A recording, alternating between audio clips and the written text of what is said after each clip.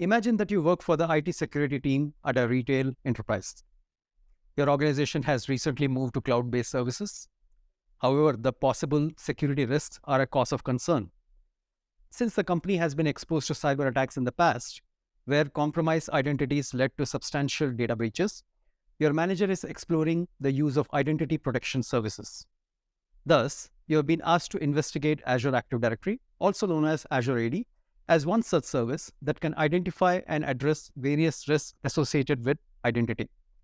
You need to ensure that all the users in your organization, internal and external, are protected against cyber threats. Does Azure AD have risk-based policies in place to respond to risky behavior?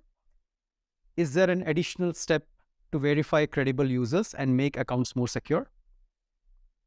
Hello, and welcome to the video Identity Protection and Governance, the second course in the Microsoft Azure Security Engineer Associate Professional Certificate Training Program.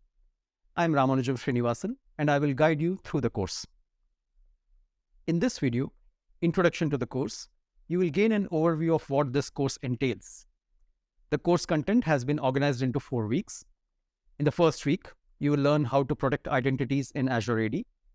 In the second week, you will learn about the core principles of enterprise governance. In the third week, you will learn about Azure Role-Based Access Control, frequently referred to as RBAC, and how to enable and assign RBAC roles, including the key differences between Azure Policy and RBAC. In the fourth and final week, you will do a project based on a real-life scenario and take a course-level graded assessment. Let's take a closer look at what each of these weeks will cover. In the first week, you will explore how to protect identities in Azure AD using conditional access, multi-factor authentication, access reviews, and other capabilities. You will learn how to plan and configure privilege identity management, also called PIM, for roles and resources. You will see how to manage, assign, activate, and approve requests for a privileged access group. You will also learn how to investigate and remediate risks detected by Azure AD Identity Protection. You will also get a chance at some hands-on practice. You will learn how to set up a fundamental conditional access policy that requests multi-factor authentication when a user attempts to sign into the Azure portal. Additionally, you will also see how to configure Azure AD Identity Protection. You will explore how to configure and test Azure AD PIM for roles and resources as well as for groups. Let's dive deeper into the second week. While exploring enterprise governance, you will gain an in-depth understanding of the shared responsibility model and how it impacts security configuration. You will explore the Azure cloud security advantages. You will learn to create policies to protect your solutions and configure and deploy access to services using RBAC. You will also learn about the Azure hierarchy of systems. In the hands-on exercise, you will get a chance to see how security engineers can implement the Azure policy for an enterprise. Coming to the third week, where you learn about Azure RBAC, you will see how to configure the built-in roles in Azure to control access to Azure resources. You will look at the structure of role definitions for access control and how to define custom role permissions and create and assign a custom role to a user. You will also learn how to monitor, maintain, and protect resources. You will learn how to deploy Azure blueprints and design an Azure subscription management plan. As your hands-on opportunity, you will get a chance to create a resource group and assign role assignments to the user. You will also see the steps involved in enabling users to manage resource logs. In the final week, things will get interesting. You will be given a real-life case study. As an Azure security engineer, you will be required to make crucial decisions related to identity protection and governance with Azure AD. This project will test how well you apply the knowledge and skills you have learned so far. To refresh your memory, you will receive a recap of the concepts covered in the course. Following the case study-based hands-on project, you will take a course-level graded assessment, which will mimic the format of the AZ-500 exam. You're all set now. Let's get you started on Course 2 as you progress towards becoming a Microsoft Azure Security Engineer Associate.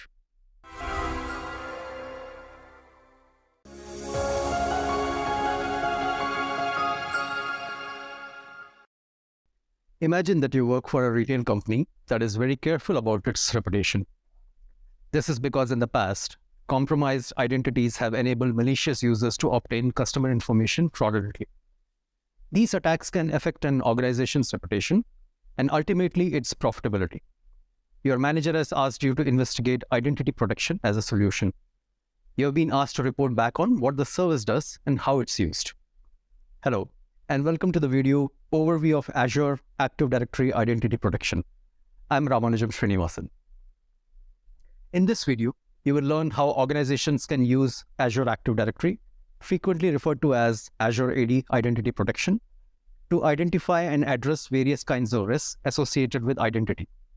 We will also explore the different workflows that can be used to protect identity and the associated policies. Let's begin with the question, what is identity protection? Identity protection is a tool that allows organizations to automate the detection and remediation of identity-based risks, investigate risks using data in the portal, and export risk detection to third-party utilities for further analysis. Now, what is Azure AD Identity Protection? It's a solution built into Azure AD that's designed to protect your identities through a three-part process. A security engineer uses Azure AD Identity Protection to configure Azure features that monitor and protect the identities of the tenant. Hence, as a security engineer, you will work on tasks such as creating access reviews to check on how each identity is being used and that the correct rights are assigned, configuring policies to identify risky user behaviors and odd sign-in patterns, controlling and managing access to resources with conditional access policies. Let's go back to the company you work for. Remember that its expertise is in retail, not in identity protection. Hence, it wants to continue to focus on its areas of strength, but still ensure that it's protected against identity risks. However, at the same time, like most organizations, it also needs to be prudent about the cost involved. Here's the good news. Did you know that your organization can use identity protection without hiring expensive security experts? Now let's take a closer look at risks. What are risks? Risks can be described as suspicious activity and actions by users when they sign in or when they take actions after signing in. That's why risks are categorized in two ways, user risks and sign-in risks. A user risk is caused when a user's identity or account is compromised. User risks can include unusual behavior. For example, unusual activities or patterns of usage similar to those patterns that Microsoft systems and experts have identified as attacks. They can also take the form of leaked credentials. For example, Microsoft might have found a list of leaked credentials on the dark web, which could have affect your user accounts. In a sign-in risk, identity protection scrutinizes each authentication request to judge whether it was authorized by the owner of the identity. Sign-in risks can include unfamiliar sign-in properties when identity protection remembers and learns a particular user's sign-in history. For example, when a sign-in occurs from a location that's unusual for the user, a risk detection is triggered. A typical travel is when two or more sign-ins occur from distant locations in an unrealistically short time period. The malware-linked IP address is when the IP address where the sign-in originates is known to have been in contact with an active bot server. An anonymous IP address is when a sign-in originates from an anonymous IP address. Because these details can be used by attackers to hide their real IP address or location, a risk detection is raised. Now let's explore the workflows used to detect and handle identity risks. There are two types, self-remediation workflow and administrator remediation workflow. Self-remediation workflow. In this workflow, the administrator first configures the risk policies that then monitor for identity risks. When a risk is detected, the policies enforce measures to remediate it. A policy might, for example, prompt a user to reset their password in response to a risk detected. The user then resets their password and the risk is remediated. Administrative remediation workflow. In this workflow, the admin configures risk policies. This type of remediation workflow helps you make more tailored decisions. The admin understands the context in which the risks were detected. The policies then monitor for identity risks. The admin is notified of risk in a report. The admin views the detailed report and takes appropriate action to remediate the risks. For example, the admin might decide that a sign-in is safe and accept the risk. Risk detections in Azure AD Identity Protection include any identified suspicious actions related to user accounts in the directory. The signals generated that are fed to identity protection can be further fed into tools like conditional access to make access decisions or fed back to a security information and event management SIEM tool for further investigation based on the organization's enforced policies. Hence, you can see how identity protection provides organizations access to powerful resources so they can quickly respond to suspicious activities. You should also know that Azure AD Identity Protection includes 3 default policies that administrators can choose to enable. These policies include limited customization, but are applicable to most organizations. All the policies allow for excluding users such as your emergency access or break class administrative accounts. Further, identity protection can help organizations roll out Azure Multifactor authentication, frequently referred to as MFA, using a conditional access policy requiring registration at sign-in. Enabling this policy is a great way to ensure new users in your organization have registered for MFA on their first day. MFA is one of the self-remediation methods for risk events within identity protection. Self-remediation allows your users to act on their own to reduce help desk call volume. Identity protection also has an effective sign-in risk policy. It analyzes signals from each sign-in, both real-time and offline, and calculates a risk score based on the probability that the sign-in wasn't performed by the user. Administrators can decide based on this risk score signal to enforce organizational requirements. Administrators can choose to block access, allow access, or allow access but require MFA. If a risk is detected, users can perform MFA to self-remediate and close the risky sign-in event to prevent unnecessary noise for administrators. Finally, administrators can also choose to create a custom conditional access policy, including sign-in risk as an assignment condition. To sum up, in this video, you were introduced to Azure AD as an identity protection tool and how it is used in organizations by security engineers. You learned about risks and the workflows used to address them. You also saw how Azure AD Identity Protection has policies for MFA, the risk associated with sign-ins, and conditional access.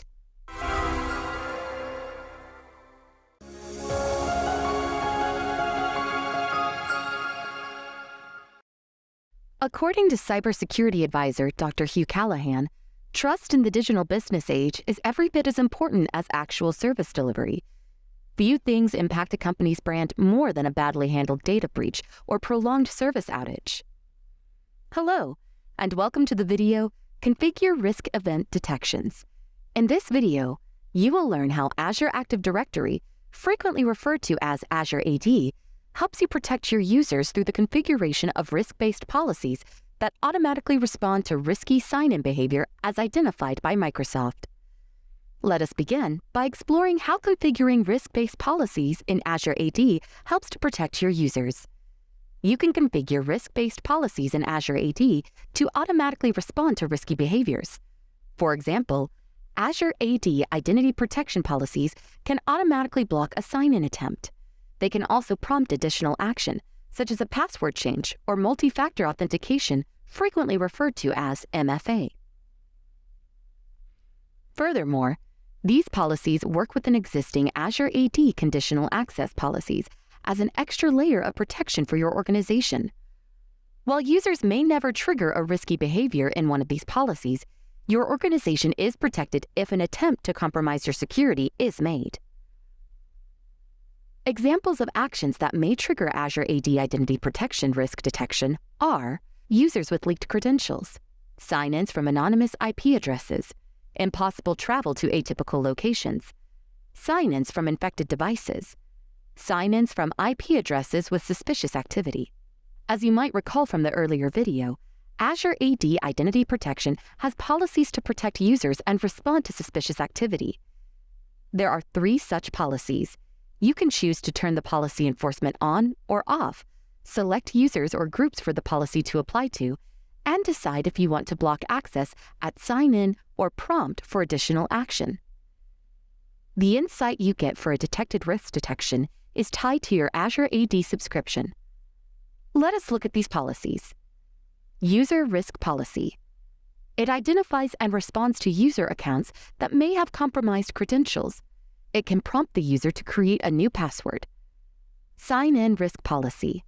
It identifies and responds to suspicious sign-in attempts. It can prompt the user to provide additional forms of verification using Azure AD Multifactor authentication. MFA registration policy. It ensures users are registered for Azure AD MFA.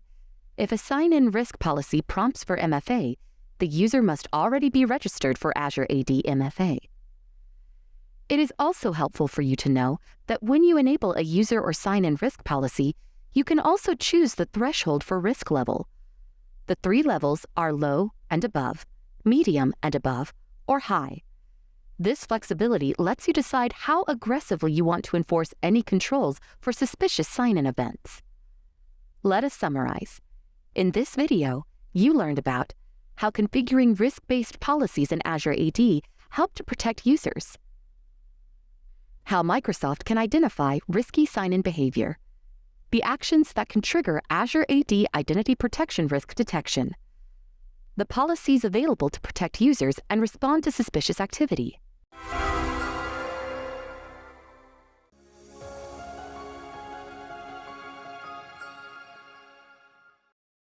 Imagine that you work as a security engineer for a retail company. Currently, the IT team doesn't have the security skills required to protect identities and must hire external contractors. Your manager wants to avoid this situation in the future. This is because your company wants to respond to threats in a controlled and more cost-effective manner without weakening security. As you have learned earlier, risk policies make it possible for your organization to respond more appropriately to identity risk. Hence, you've been asked to investigate how identity risks are detected in Azure Active Directory, frequently referred to as Azure AD Identity Protection. Hello, and welcome to the video, Detect Risks with Azure AD Identity Protection Policies. In this video, you will learn what risk policies are, what each type of risk policy is used for, and how to configure and enable them. You will also see the user experience for each risk policy type. Let's begin by asking the question, what is a risk policy? Risk policies help you respond to risks rapidly. Your company can leverage risk policies to avoid hiring external contractors to handle identity-based risks. Next, let's explore how you can configure a risk policy to decide how you want identity protection to respond to a particular type of risk. Do you want to block or allow access? Do you want to make users go through additional authentication before you allow access? Different risk policies are available based on the type of identity risk. You can use a sign-in risk policy or a user risk policy. A sign-in risk policy scrutinizes every sign-in and gives it a risk score. This score indicates the probability that the person whose credentials are used attempted the sign-in. You can decide which level of risk is acceptable by choosing a threshold of low, medium, or high. Based on the risk level, you will allow access, automatically block, or allow access only after additional requirements are met. For example, users might be asked to go through multi-factor authentication, frequently referred to as MFA, to remediate detected risks at the medium level. However, if the risk is high, users could be blocked entirely. You'll use a form to configure a sign-in risk policy in the Azure portal. You can specify settings such as the users this policy should target, the conditions that must be met, such as how high a score triggers the policy, how you want to respond. You should ensure users are registered for Azure AD through multi-factor authentication before applying this policy. After a sign-in risk is identified, the user is asked to take action to remediate the risk. They're told what triggered the risk and what they need to provide to resolve the issue. For example, the user might see this notification. In User Risk Policy, Identity Protection learns the user's standard behavioral patterns. Identity Protection then uses this knowledge to calculate the likely risk that the user's identity was compromised. Based on this risk, the admin can decide whether to allow access, block it, or allow access only after additional requirements are met. For example, the user could be asked to change their password by using a self-service password reset before they are allowed to access. You'll use a form to configure a user risk policy in the Azure portal. You can specify settings, such as the users this policy should target, the conditions that must be met, and how you'll respond. Here too, you should ensure that the users are registered for self-service password reset before applying for this policy. Again, after a user risk is identified, the user is asked to take action to remediate that risk. They're told what triggered the risk and what they need to provide to resolve the issue. For example, the user might see this notification. Multi-factor authentication registration adds a second layer of protection to your user's identities. With MFA, the user must go through an additional verification step after successfully providing their username and password. You can use an MFA registration policy to ensure all users are registered for MFA from the first time they use their account. You can also configure this policy so that you can enforce sign-in risk policies. This way, you let users self-remediate after a sign-in risk is detected. You'll fill in a form to configure an MFA registration policy by using the Azure portal. You'll need to provide details about which users the policy targets and whether it should be enabled or disabled. After you configure an MFA registration policy, the user is asked to register when they sign in. The user sees this notification. Users must complete the registration within 14 days, but can skip signing in during that period. After 14 days, they will have to complete registration before they're allowed to sign in again. In this video, you learned what a risk policy is, how it can be configured, the different types of risk policies, namely sign-in, user, and MFA registration, the user experience for each risk policy type.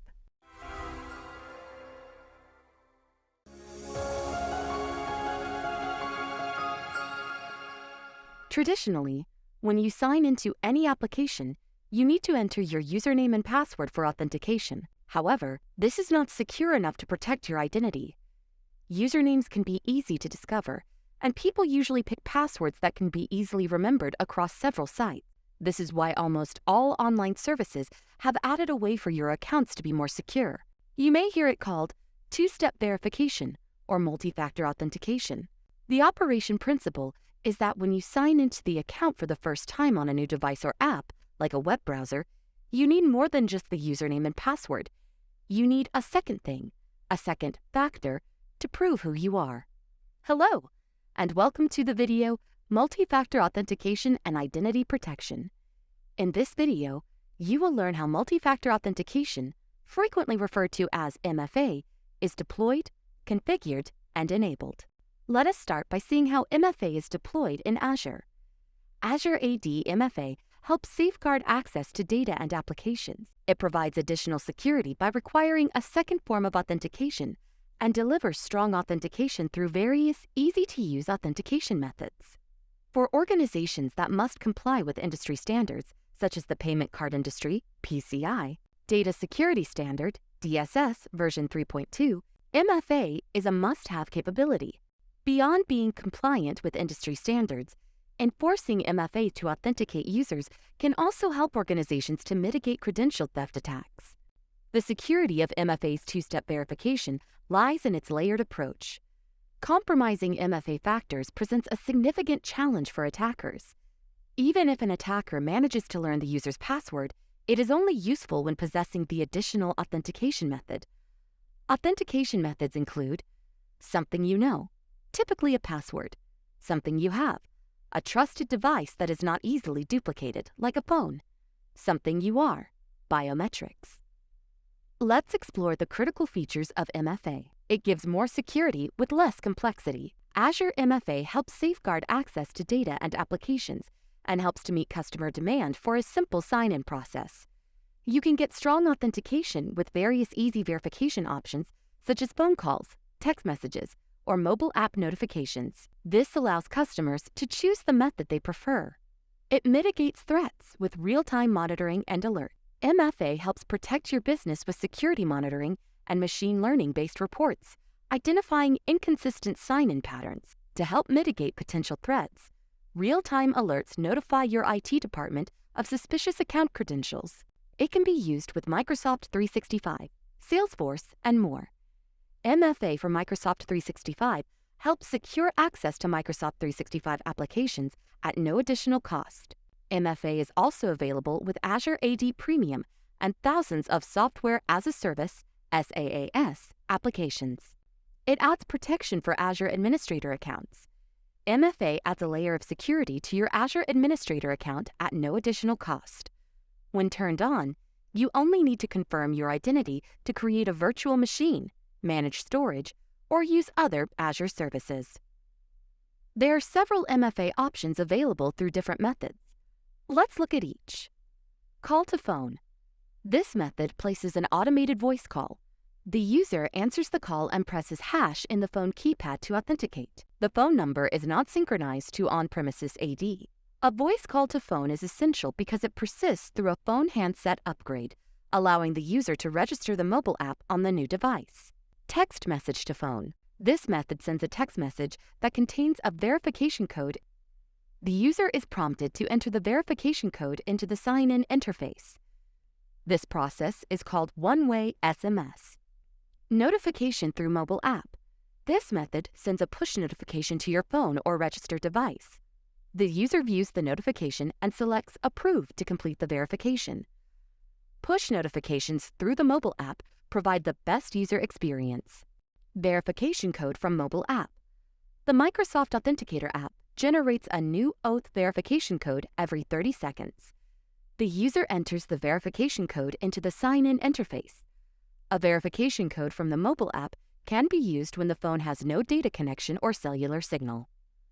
Next, we will explore the different MFA settings. Account lockout. To prevent repeated MFA attempts as part of an attack, the account lockout settings let you specify how many failed attempts to allow before the account becomes locked out. The account lockout settings are only applied when a PIN code is entered for the MFA prompt. The settings available are number of MFA denials to trigger account lockout, minutes until account lockout counter is reset, minutes until account is automatically unblocked, block and unblock users. If a user's device has been lost or stolen, you can block authentication attempts for the associated account. Fraud alerts. Block user when fraud is reported. You have to configure the fraud alert feature so your users can report fraudulent attempts to access their resources. Users can report fraud attempts using the mobile app or phone. If users report fraud, their account is blocked for 90 days or until an administrator unblocks them. An administrator can review sign-ins using the sign-in report and take appropriate action to prevent future fraud. An administrator can then unblock the user's account. Code to report fraud during initial greeting. This refers to the code to report fraud during initial greeting. When users receive a phone call to perform two-step verification, they usually press hash to confirm their sign-in. To report fraud, the user enters a code before pressing hash. This code is 0 by default, but you can customize it. Notifications. Email notifications can be configured when users report fraud alerts. These notifications are typically sent to identity administrators, as the user's account credentials are likely compromised. Oath tokens. Azure AD supports using Oath TOTP SHA-1 tokens that refresh codes every 30 or 60 seconds. Customers can purchase these tokens from the vendor of their choice. Trusted IPs. This feature allows federated users or IP address rangers to bypass two-step authentication. There are two selections in this screenshot. Your selections depend on whether you have managed or federated tenants. For managed tenants, you can specify IP ranges that skip MFA. For federated tenants, you can specify IP ranges and exempt ADFS claims users. Finally, let's explore how MFA can be enabled. To do this, go to the User Properties in Azure AD and then the MFA options. From there, you can select the users you want to modify and enable MFA. You can also bulk enable groups of users with PowerShell. User states can be enabled, enforced, or disabled. All users start out disabled.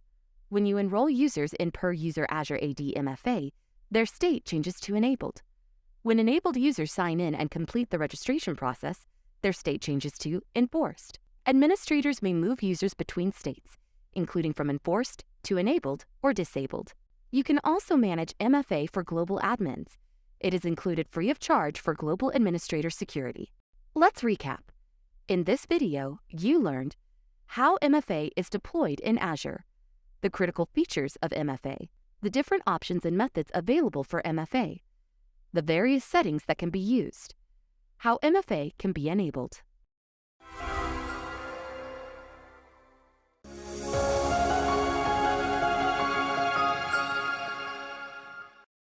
I'm sure you'll agree with me when I say that the old world of security behind a corporate firewall and having your secured network perimeter has been left far behind.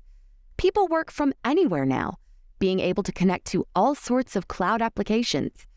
The modern security perimeter extends beyond an organization's network to include user and device identity.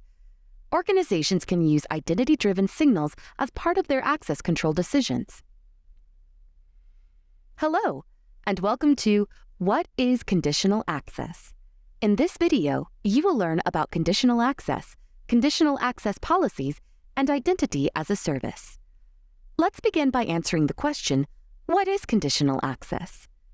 Conditional access is the tool Azure Active Directory, frequently referred to as Azure AD, uses to bring signals together, make decisions, and enforce organizational policies. It is at the heart of the new identity-driven control plane. Now, let us explore what the conditional access policy is. Conditional access policy is a next-generation policy built for the cloud. It can consider massive amounts of data and contextual data from a user sign-in flow and ensure that the right controls are enforced. Conditional access policies, at their simplest, are if-then statements. For example, if a user wants to access a resource, they must complete an action. If the payroll manager wants to access the payroll application, then they must perform multi-factor authentication to access it, and so on. Next, we will look at identity as a service, the new control plane. First, we must ask, what is a control plane? In a switch or router, the control plane is the part that controls where the traffic is to go, but it's not responsible for the movement of the traffic. The control plane learns the routes, either static or dynamic. The part responsible for moving the traffic is the forwarding plane. This figure depicts a simple switch diagram.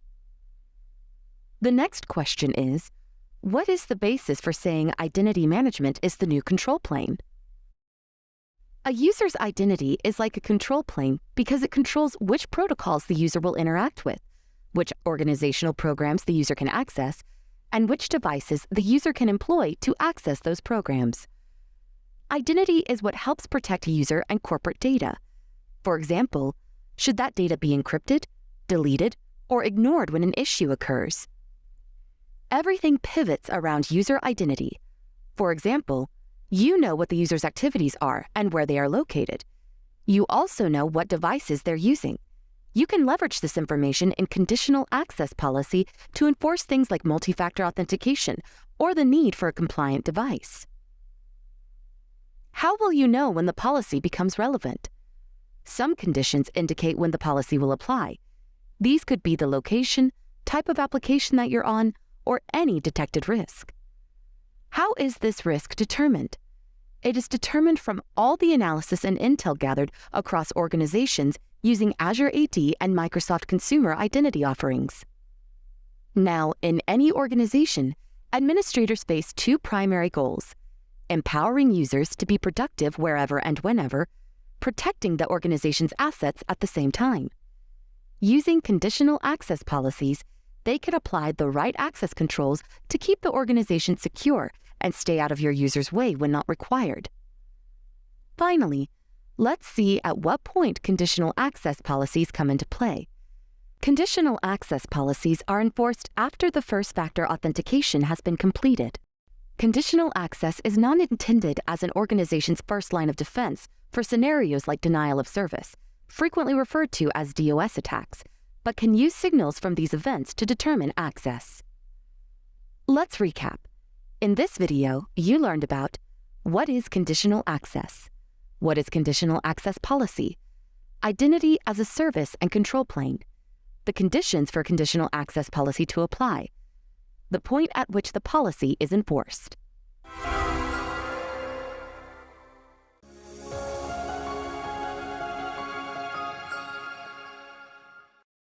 When new employees join, how do you ensure they have the right access to be productive? Or, as people move teams or leave the company, How do you ensure their old access is removed, especially when it involves guests? Hello, and welcome to the video, Implement Access Reviews. In this video, you will learn Azure Active Directory, frequently referred to as Azure AD, enables organizations to manage access and the cases where access reviews are essential. Azure AD enables you to collaborate within your organization and with users from external organizations, such as partners. Users can join groups, invite guests, connect to cloud apps, and work remotely from their work or personal devices. However, this convenience of leveraging the power of self-service has led to a need for better access management capabilities. As Azure security engineers, you need to be aware that excessive access rights can indicate a lack of control over access. They can lead to audit findings and compromises. Hence, you must proactively engage with resource owners to ensure they regularly review who has access to their resources. Azure AD Access Reviews enable organizations to efficiently manage group memberships, access to enterprise applications, and role assignments. User access can be reviewed regularly to ensure only the right people have continued access. The question is, when does it become crucial to use access reviews? Let's look at such cases. When there are too many users in privileged roles. It's a good idea to check how many users have administrative access, how many are global administrators, and if any invited guests or partners have not been removed after being assigned to do an administrative task. You can recertify the role assignment users in Azure AD roles, such as global administrators, or Azure Resources roles, such as User Access Administrator in the Azure AD Privileged Identity Management, also referred to as PIM experience. When automation is infeasible, you can create rules for dynamic membership on security groups or Microsoft 365 groups. But what if the HR data is not in Azure AD? Or if users still need access after leaving the group to train their replacement? You can create a review on that group to ensure those who still need access have it. When a group is used for a new purpose, suppose you have a group that will be synced to Azure AD, or you plan to enable a sales management application for everyone in the sales team group. It would be useful to ask the group owner to review the group members before the group is used in a different risk content. When data access is critical for business. For specific resources, you might need to ask people outside of IT to sign out regularly and justify why they need access for auditing purposes. When you need to maintain a policy's exception list. In an ideal world, all users would follow the access policies to secure access to your organization's resources. However, sometimes there are business cases that require you to make exceptions. As the IT admin, you can manage this task, avoid oversight of policy exceptions, and provide auditors with proof that these exceptions are reviewed regularly. When you need to ask group owners to confirm if they still need guests in their groups. Employee access might be automated with some on-premises IAM, but not with invited guests. If a group gives guests access to business-sensitive content, then it's the group owner's responsibility to confirm the guests still have a legitimate business need for access. When you need to have reviews recur periodically. You can set up periodic access reviews of users at set frequencies, such as weekly, monthly, quarterly, or annually, and the reviewers will be notified at the start of each review. Reviewers can approve or deny access with a friendly interface and with the help of smart recommendations. Finally, depending on what you want to review, you can create your access review in Azure AD Access Reviews, Azure AD Enterprise Apps in Preview, or Azure AD PIM. Do note that using this feature requires an Azure AD Premium P2 license. Let's summarize. In this video, you learned about the need for better access management capabilities, how Azure AD enables organizations to manage access, the cases where it is essential to use access reviews, how you can create access reviews.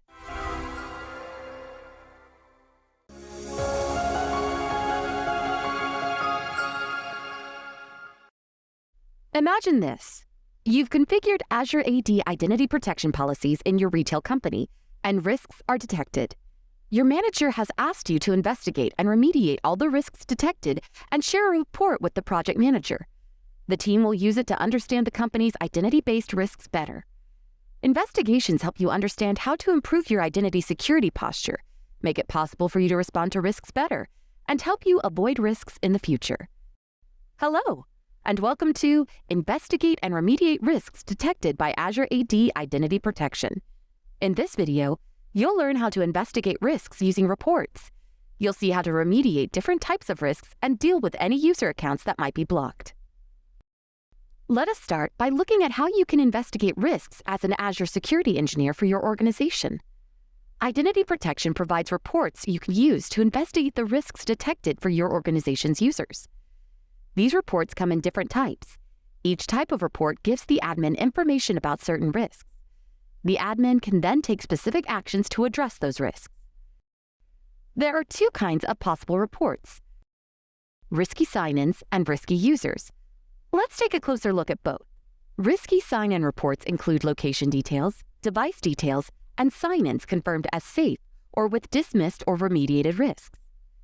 The admin can then confirm that sign-ins are safe or compromised. The reports cover the last 30 days. Risky user reports include lists of at-risk users and users with dismissed or remediated risks. They also cover the user history of risky sign-ins. The admin can then reset user passwords, dismiss user risk, block user sign-ins, and confirm user accounts as compromised. You can also access risk detection reports, which combine information about risky user detections and sign-in detections. You can use these reports to see how different risk types relate and take appropriate action.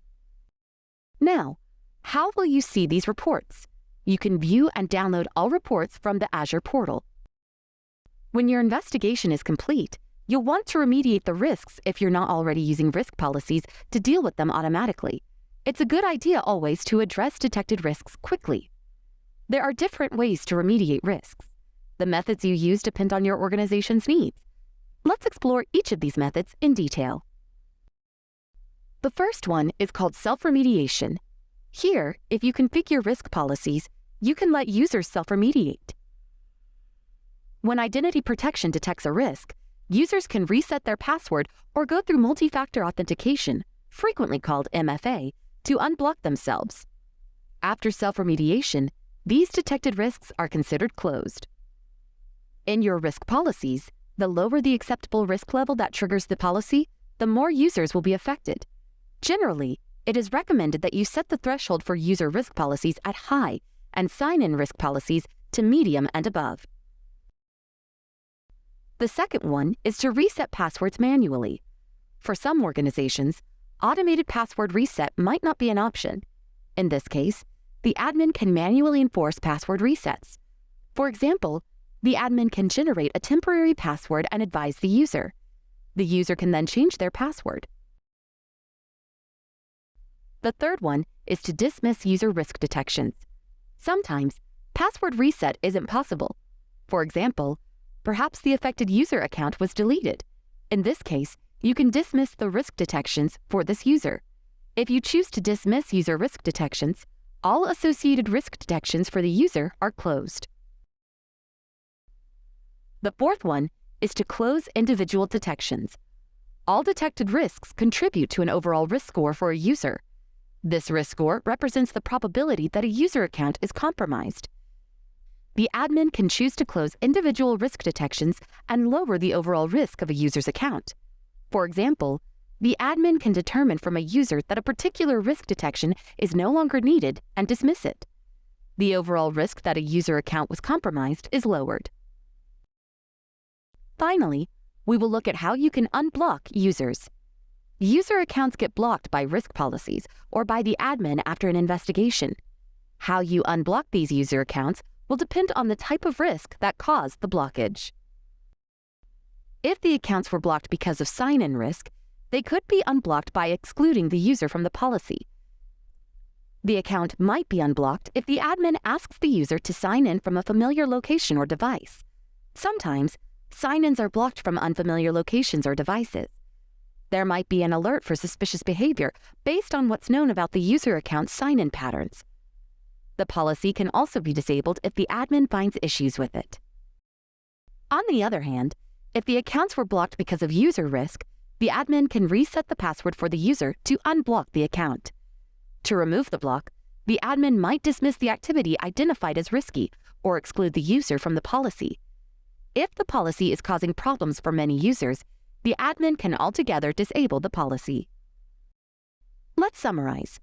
In this video, you learned about the types of reports you can use to investigate the risk detected for your organization's users, how you can remediate the identified risks, how you can unblock users.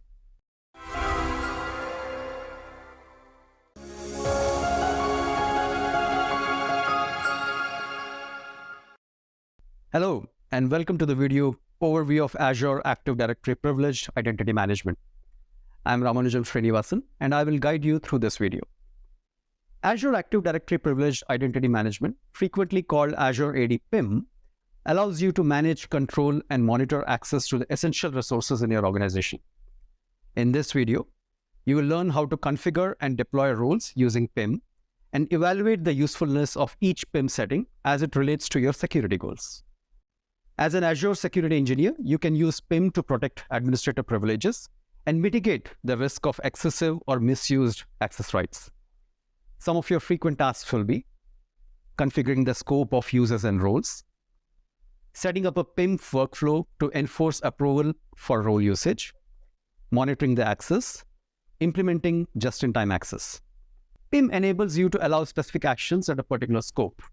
Key features include provide just-in-time privileged access to resources, assign eligibility for membership or ownership of PIM for groups, assign time-bound access to resources using start and end dates, require approval to activate privileged roles, enforce multi-factor authentication to activate any role, use justification to understand why users activate, get notifications when privileged roles are activated, conduct access reviews to ensure users still need roles, download audit history for internal or external audit.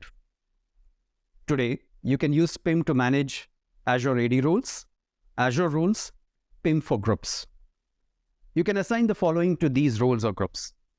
Users, to get just-in-time access to Azure AD roles, Azure roles, and PIM for groups. Groups, anyone in a group to get just-in-time access to Azure AD roles and Azure roles.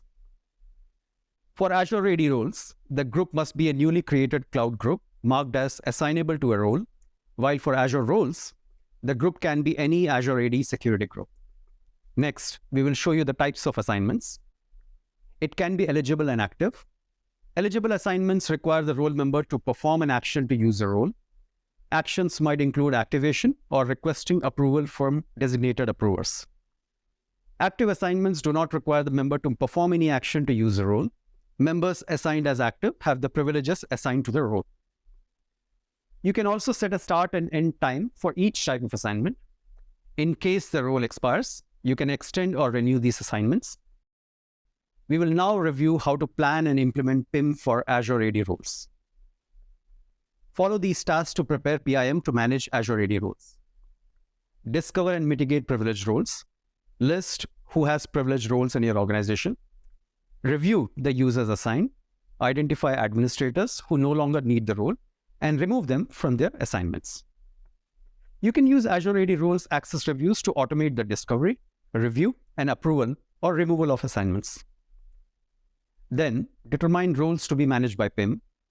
Prioritize protecting Azure AD roles that have the most permissions. It is also important to consider the data and permission most sensitive for your organization. You can configure PIM setting for Azure AD roles next. The following table shows example settings. Then, assign and activate Azure AD roles. Only a user in the privileged role administrator or global administrator role can manage assignments for other administrators. When the role nears its expiration, you can use PIM to extend or renew the roles. When these important events occur in Azure AD roles, PIM sends email notifications to privileged administrators. These emails include links to relevant tasks, such as activating or renewing a role. You can approve or deny PIM activation requests. You can view the audit history for Azure AD roles within the past 30 days. Security alerts can be configured for Azure AD roles to trigger an alert in case of suspicious and unsafe activity. We will now see how to plan and implement PIM for Azure resource roles. You can follow these tasks to prepare PIM to manage Azure's resource roles. First, discover and mitigate privileged roles. Minimize owner and user access administrator assignments attached to each subscription or resource and remove unnecessary assignments. Then, determine roles to be managed by PIM. When deciding which role assignment should be managed using PIM for Azure resource, you must first identify the management groups, subscriptions, resource groups, and resources most vital for your organization. Consider using management groups to organize all their resources within their organization. This table shows example settings. Next, you must assign and activate Azure resource roles. This process is the same one that you saw for Azure AD roles. To approve or deny PIM activation requests, a delegated approver receives an email notification when a request is pending approval. You can view the audit history for Azure resource roles for all assignments and activations within the past 30 days. You can also configure security alerts for the Azure resource roles, triggering an alert in case of suspicious and unsafe activity. Let's explore how to plan and implement PIM for groups. You can follow these tasks. First, discover PIM for groups. It may be that an individual has 5 or 6 eligible assignments. They will have to activate each role individually, which can reduce productivity. Worse still, they can also have hundreds of Azure resources assigned to them, aggravating the problem. In this case, use PIM for groups, create it, and grant it permanent active access to multiple roles. To manage an Azure AD role assignable group as a PIM for groups, you must bring it under Management in PIM. Then, configure PIM settings for the groups you plan to protect with PIM. This table shows example settings. You can then assign eligibility to members or owners of the PIM for groups. With just one activation, they can access all the linked resources. When a group assignment nears its expiration, use PIM to extend or renew it. You will require approval from the group owner.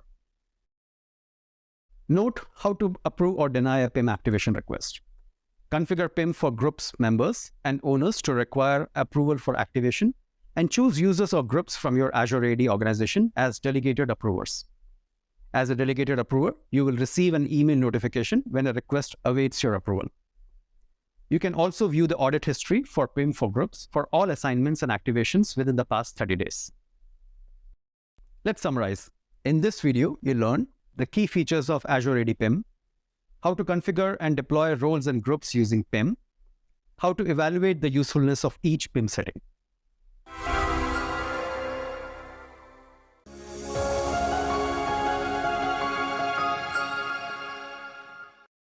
Cloud-based services and mobile computing have changed the technology landscape for the modern enterprise. Today's workforce often requires access to applications and resources outside traditional corporate network boundaries, rendering security architectures that rely on firewalls and virtual private networks, frequently referred to as VPNs, insufficient. Changes brought about by cloud migration and a more mobile workforce have led to the development of an access architecture called Zero Trust. Hello, and welcome to the video, Explore the Zero Trust Model. In this video, you will learn about the key elements and architecture of the Zero Trust Model and its guiding principles. Let's begin by exploring the Zero Trust Model. This model is based on the Never Trust, Always Verify principle. Zero Trust helps secure corporate resources by eliminating unknown and unmanaged devices and limiting lateral movement. Implementing a true Zero Trust model requires all components, user identity, device, network, and applications to be validated and proven trustworthy. Zero Trust verifies the identity and device health before granting corporate resources access. When access is granted, applying the principle of least privilege limits user access to only those resources that are explicitly authorized for each user, thus reducing the risk of lateral movement within the environment. In an ideal Zero Trust environment, the following 4 elements are necessary. Strong identity authentication everywhere, user verification via authentication. Devices are enrolled in device management, and their health is validated. Least privilege user rights. Access is limited to only what is needed. The health of services is verified. Future goal. For Microsoft, Zero Trust establishes a strict corporate and customer data boundary. Zero Trust delivers a simplified user experience for end users, allowing them to manage and find their content easily. And for customers, Zero Trust creates a unified access platform that they can use to enhance the overall security of their entire ecosystem. Next, you will see the architecture of the Zero Trust model. A Zero Trust approach extends throughout the entire digital estate and serves as an integrated security philosophy and end-to-end strategy. This illustration represents the primary elements that contribute to Zero Trust. In this illustration, security policy enforcement is central to a Zero Trust architecture. It includes multi-factor authentication, frequently referred to as MFA, with conditional access that considers user account risk, device status, and other criteria and policies you set. Identities, devices, also called endpoints, data, applications, networks, and other infrastructure components are all configured with appropriate security. Policies that are configured for each of these components are coordinated with your overall Zero Trust strategy. For example, device policies determine the criteria for healthy devices, and conditional access policies require healthy devices to access specific apps and data. Threat protection and intelligence monitor the environment, help surface current risks, and take automated action to remediate attacks. Today, organizations need a new security model that effectively adapts to the complexity of the modern environment, embraces the mobile workforce, and protects people, devices, applications, and data wherever they are located. To address this new world of computing, Microsoft highly recommends the Zero Trust security model, which is based on these guiding principles. Verify explicitly. Always authenticate and authorize based on all available data points. Use least privilege access. Limit user access with just-in-time and just-enough access, JIT, JEA, risk-based adaptive policies, and data protection. Assume breach. Minimize blast radius and segment access. Verify end-to-end encryption and use analytics to get visibility, drive threat detection, and improve defenses. Let's look at Microsoft's Zero Trust architecture. It is a simplified reference architecture to implement Zero Trust. The primary components of this process are Intune for device management and device security policy configuration, Azure Active Directory, frequently referred to as Azure AD, conditional access for device health validation, and Azure AD user and device inventory. The system works with Intune, pushing device configuration requirements to the managed devices. The device then generates a statement of health, which is stored in Azure AD. When the device user requests access to a resource, the device health state is verified as part of the authentication exchange with Azure AD. In this video, you learned about the Zero Trust model and its key elements, the architecture of this model, its guiding principles, Microsoft's Zero Trust architecture.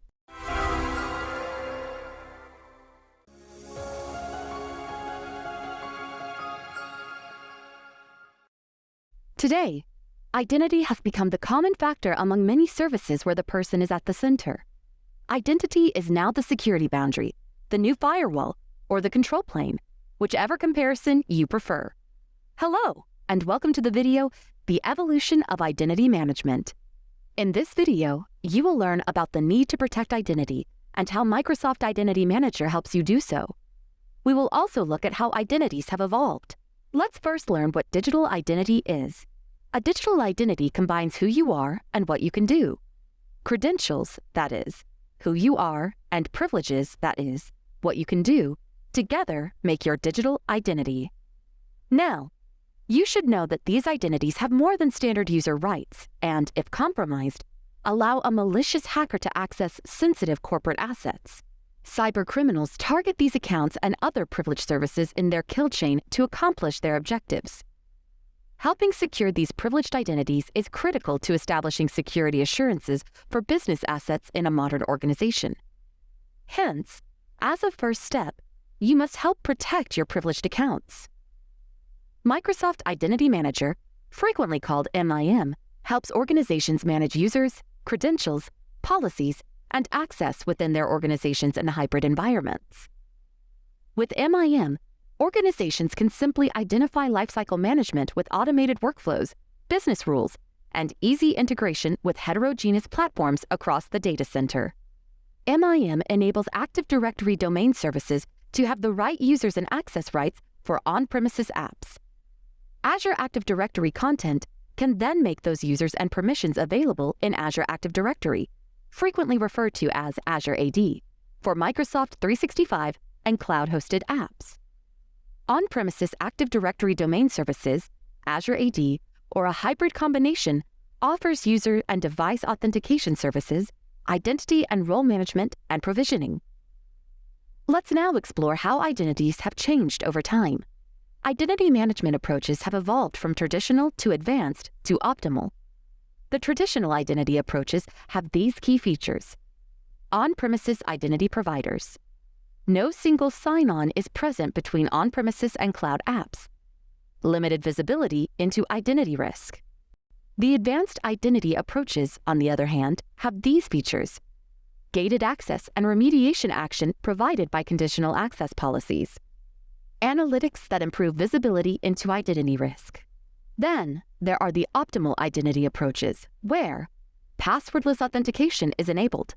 User, location, devices, and behavior are analyzed in real time, and there is continuous protection against identity risk. Imagine that we were to move on to a passwordless world. What steps would be required? Enforce multifactor authentication, frequently referred to as MFA. Conform to the Fast Identity Online (FIDO) 2.0 standard so that you can require a PIN and a biometric for authentication rather than a password. Windows Hello is one good example. You should choose the MFA method that works for your organization. Reduce legacy authentication workflows. Place apps that require passwords into a separate user access portal and migrate users to modern authentication flows. At Microsoft, only 10% of users enter passwords on a given day. Remove passwords. Create consistency across the Active Directory domain services and Azure AD to enable administrators to remove passwords from the Identity Directory. In this video, you learned about the need to protect identities, how the MIM helps to do so, the evolution of identities over time, and the steps required to build a passwordless world.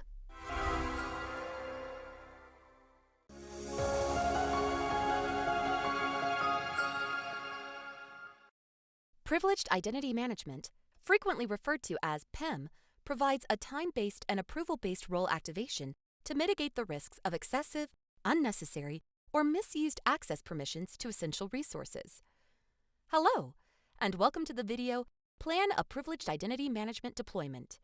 In this video, you will learn how to effectively plan your project and implement a privileged identity management workflow. As security engineers, your first step is to plan your project effectively. When technology projects fail, it's typically because of mismatched expectations on impact, outcomes, and responsibilities.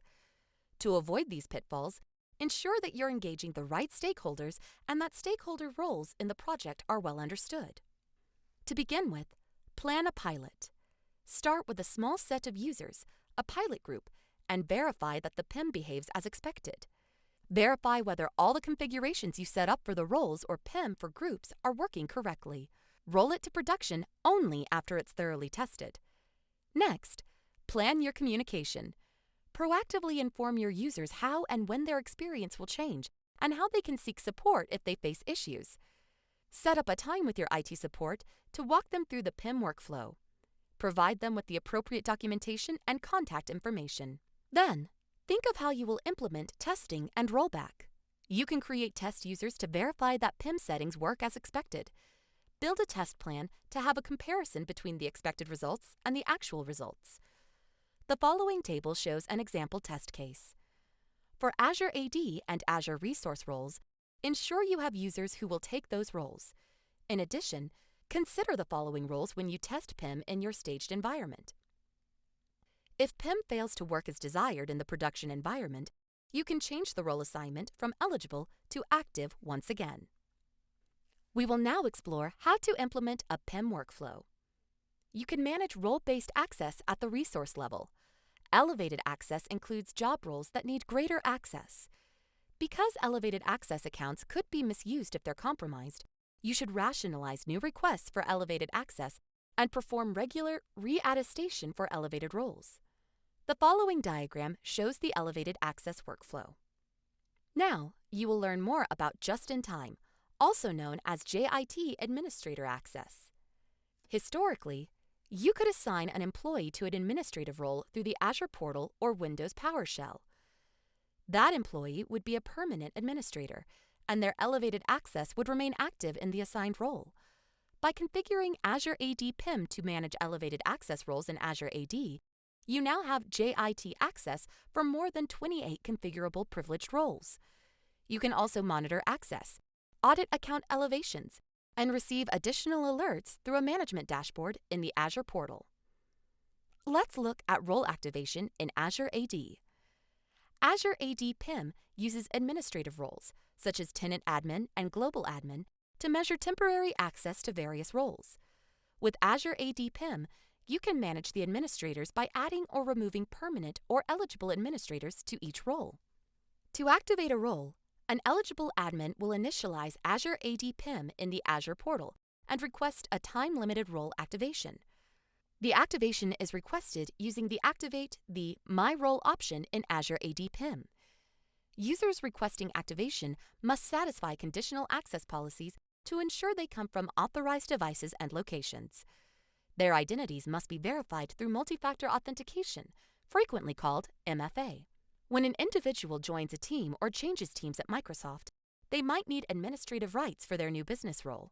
To help secure transactions while enabling mobility, you can use Azure AD PIM to customize role activation variables in Azure, including the number of sign-in attempts, the length of time the role is activated after sign-in, and the type of credentials required. You will now see how to track the use of privileged roles using the dashboard.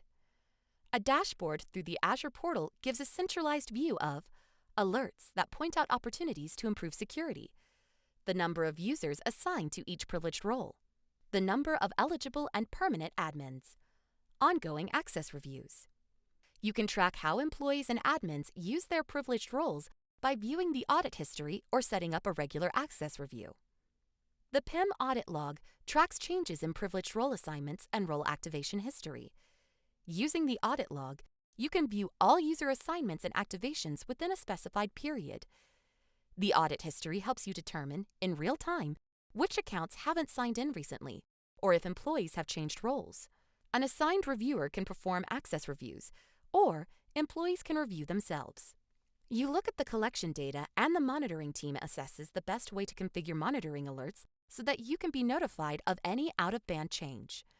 For example, when too many administrator roles are created for an Azure resource. This information helps to determine if the current elevation time settings are appropriate for the various privileged admin roles. As security engineers, you would want to minimize the number of people who have access to your organization's secure information or resources to reduce the chances of a malicious user getting access or an authorized user impacting a sensitive resource inadvertently. However, your people still need to carry out privileged operations in Azure AD, Azure, Microsoft 365, and SaaS apps. You can give users privileged access to Azure resources like subscriptions and Azure AD. Oversight is needed for what the users are doing with their admin privileges. Hence, you can use Azure AD PIM to mitigate the risk of excessive, unnecessary, and misused access rights. Let's summarize. In this video, you learned how to plan a project, how to implement a PIM workflow, JIT administrator access, role activation in Azure AD, how to track the use of privileged roles.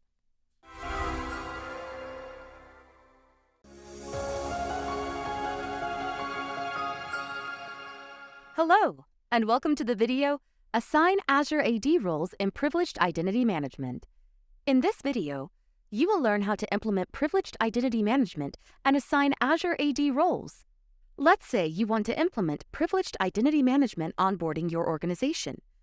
To use privileged identity management, frequently referred to as PIM, you need one of the following paid or trial licenses: Azure AD Premium P2, Enterprise Mobility Plus Security EMS E5, or Microsoft 365 M5.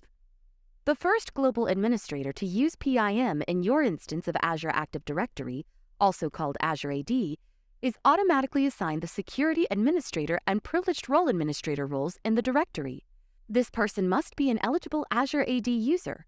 Only Privileged Role Administrators can manage the Azure AD Directory role assignments of users. In addition, you can choose to run the security wizard that walks you through the initial discovery and assignment experience. Users or members of a group assigned to the owner or user access administrator roles and global administrators that enable subscription management in Azure AD are resource administrators. These administrators can assign roles, configure role settings, and review access by using PIM for Azure resources. Remember, no one else in your Azure AD organization gets write access by default, including other global administrators. Other global administrators, security administrators, and security readers have read-only access to PIM. To grant access, the first user can assign others to the Privileged Role Administrator role. Now, you will see how to assign Azure AD roles in PIM. Let's get started. First, you will learn how to assign a role. Sign in to the Microsoft Azure portal with a user that is a member of the Privileged Role Administrator role. Select Azure AD Privileged Identity Management. Select Azure AD roles. Then, select Roles to view the list of roles for Azure AD permissions. Now, select Add Assignments to open the Add Assignments page. Choose Select a Role to open the Select a Role page. Select a role you want to assign. Select a member you wish to assign to the role, and then select Next. In the Assignment Type list on the Membership Settings pane, select Eligible or Active. Eligible assignments require the member to perform an action to use the role. Actions might include performing a multi-factor authentication check, providing a business justification, or requesting approval from designated approvers. Active assignments don't require the member to perform any action to use the role. Members assigned as active have the privileges assigned to the role at all times. You can add a start and end date and time boxes to specify a specific assignment duration. When finished, select Assign to create the new role assignment. Permanent assignments have no expiration date. Use this option for permanent workers who frequently need role permissions. Time-bound assignments will expire at the end of a specified period. Use this option with temporary or contract workers, for example, whose project end date and time are known. An assignment status notification is displayed after the role is assigned. And you're done! Now, you will see how to assign a role with restricted scope. For certain roles, the scope of the granted permissions can be restricted to a single admin unit, service principal, or application. This procedure is an example of assigning a role that has the scope of an administrative unit. First, sign in to the Microsoft Azure portal with Privileged Role Administrator permissions. Select Azure Active Directory and then go to Roles and Administrators. Select User Administrator. Select Add Assignments. On the Add Assignments page, you can select a user or group to be assigned to the role. Select the role scope, in this case, Administrative Units. Select an administrative unit for the scope. That was simple, right? Now, you will look at the steps to update or remove an existing role assignment. Select Azure AD Privileged Identity Management. Select Azure AD Roles. Select Roles to view the list of roles for Azure AD. Select the role that you want to update or remove. Locate the role assignment on the Eligible Roles or Active Roles tab. Select Update or Remove to update or remove the role assignment. That was the final step. Let's summarize. In this video, you learned how to implement PIM, assign Azure AD roles with restricted scope, and update or remove an existing role assignment.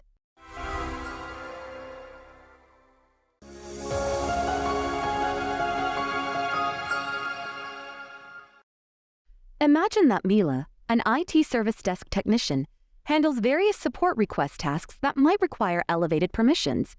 However, Mila only needs these evaluated permissions when specific tasks demand them, not always. Azure Active Directory Privileged Identity Management, PIM, can facilitate Mila's needs by providing just-in-time, JIT, access to the necessary roles while minimizing security risks. Using PIM, Mila's organization can ensure she gets the required permissions only when necessary, reducing the risk of unauthorized or extended access. It also helps the organization maintain a clear audit trail of role activations, providing valuable insights into privileged access patterns and potential areas of improvement. Welcome to the video, Activate an Azure AD Role in Privileged Identity Management. So, how does Privileged Identity Management role activation work? For the user, it's relatively simple. We'll go into that in just a bit. However, before users like Mila can take advantage of PIM, administrators must configure the user settings. They identified the Azure AD roles that Mila might occasionally need, such as User Administrator, Application Administrator, or Security Administrator. Instead of permanently assigning these roles to Mila, administrators configure her as an eligible member for these roles in PIM. As an eligible member for specified roles, Mila can request activation as needed. Now, let's see how users activate one of the roles for which they are eligible. First, sign in to the Azure portal. Use the hamburger icon to expand the menu and select All Services. Select Azure AD Privileged Identity Management. From the Tasks section, select My Roles. Choose the Activate option from the Eligible Assignments tab for the role you wish to activate. Within the Activate User Administrator pane, you will provide activation request details, including the duration, hours, and reason for which you need the elevated privileges. Use the slider bar or enter a number in the box for the desired duration. After choosing the duration and providing a reason, select Activate. Upon selecting Activate, the process begins prompting the Status tab to open. You can see that the process went through the necessary stages, and the user received a message indicating that the activation was successful. Administrators configured this role to grant just-in-time access, so the user received immediate access. Other approval workflows require administrator or group approval before role activation. However, the activation request process is the same. To confirm that the requested role is active, select the Active Assignments tab. In addition to ensuring that the state of the role is activated, you can check the duration and deactivate the role. As you can see, the activation request process is genuinely easy. In this video, you learned how to access PIM and submit a request for role activation.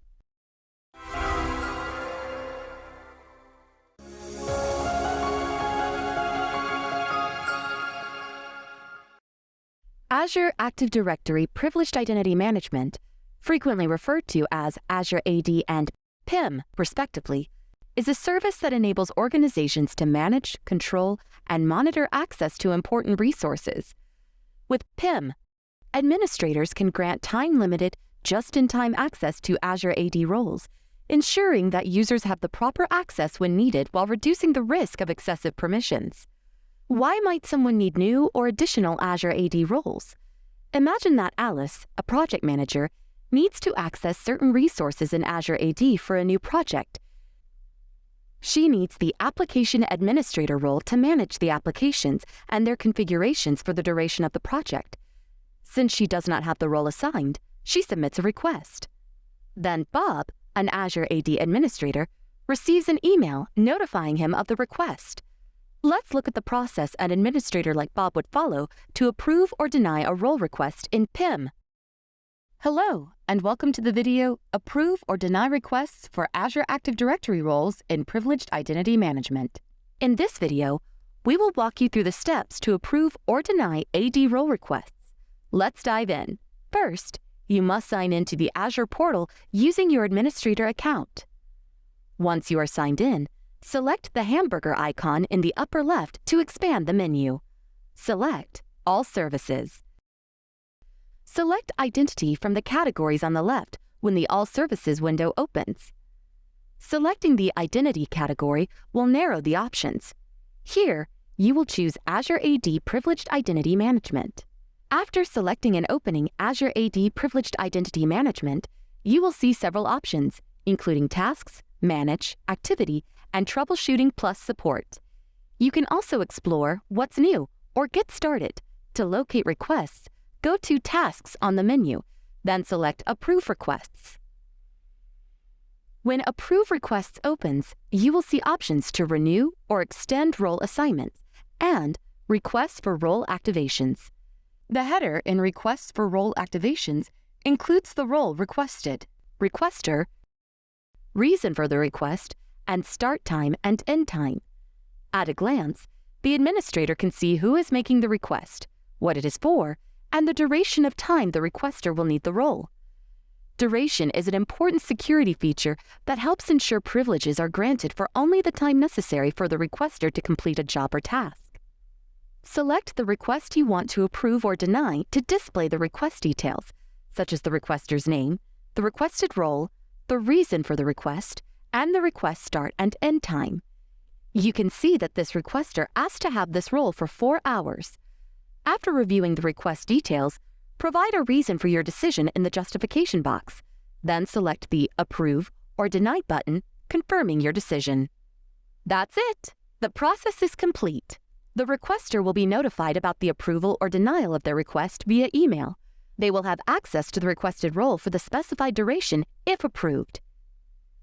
In this video, you learned how to approve or deny requests for Azure AD roles in Privileged Identity Management. Here is a quick recap of the steps. 1. Sign in to the Microsoft Azure portal. 2. Select all services. 3. Select identity. 4. Select Azure AD Privileged Identity Management. 5. Select Approve Requests. 6. Select the request. 7. Provide a reason for the decision. 8. Select Approve or Deny.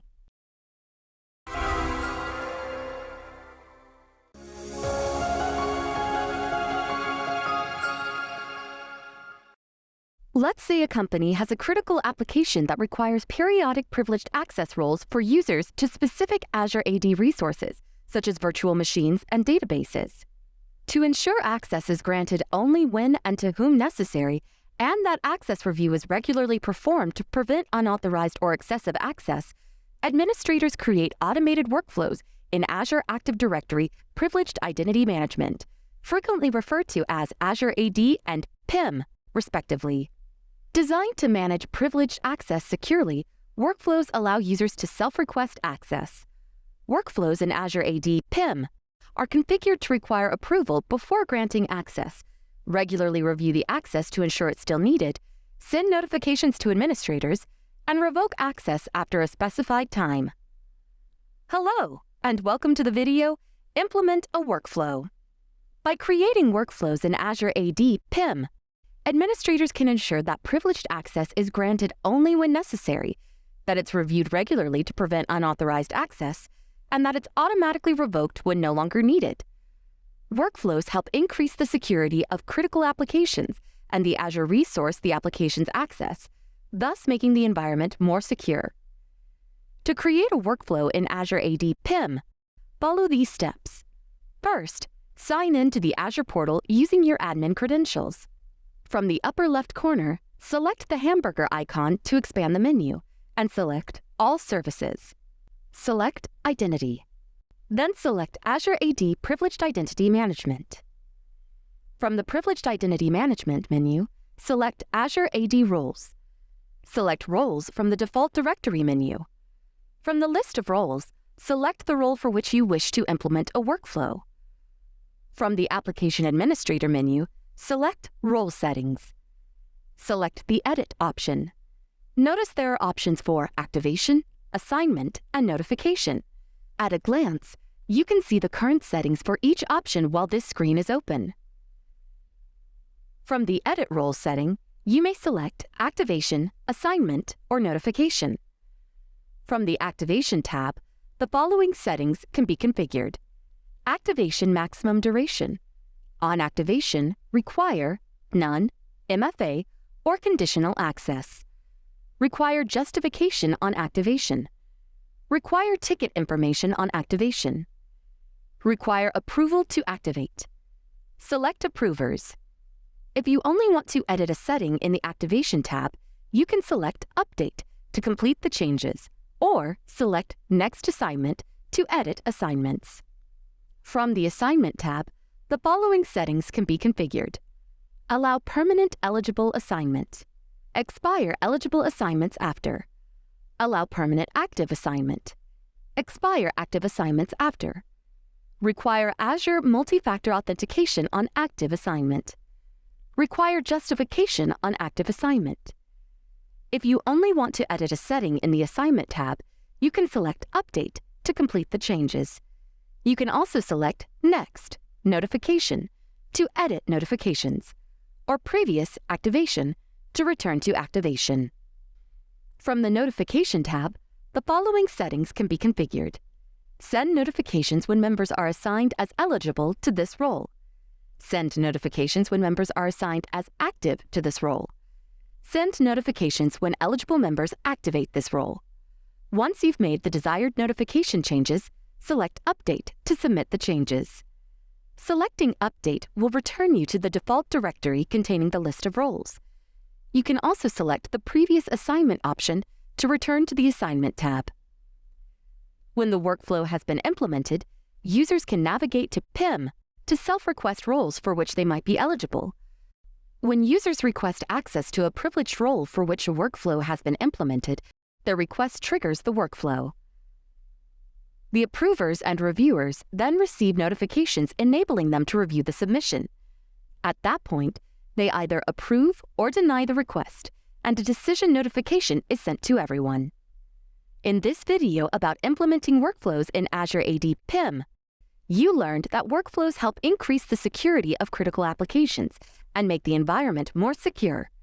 You also learned how to implement a workflow and that users can self-request role assignments upon implementation of the workflow and how the workflow is triggered.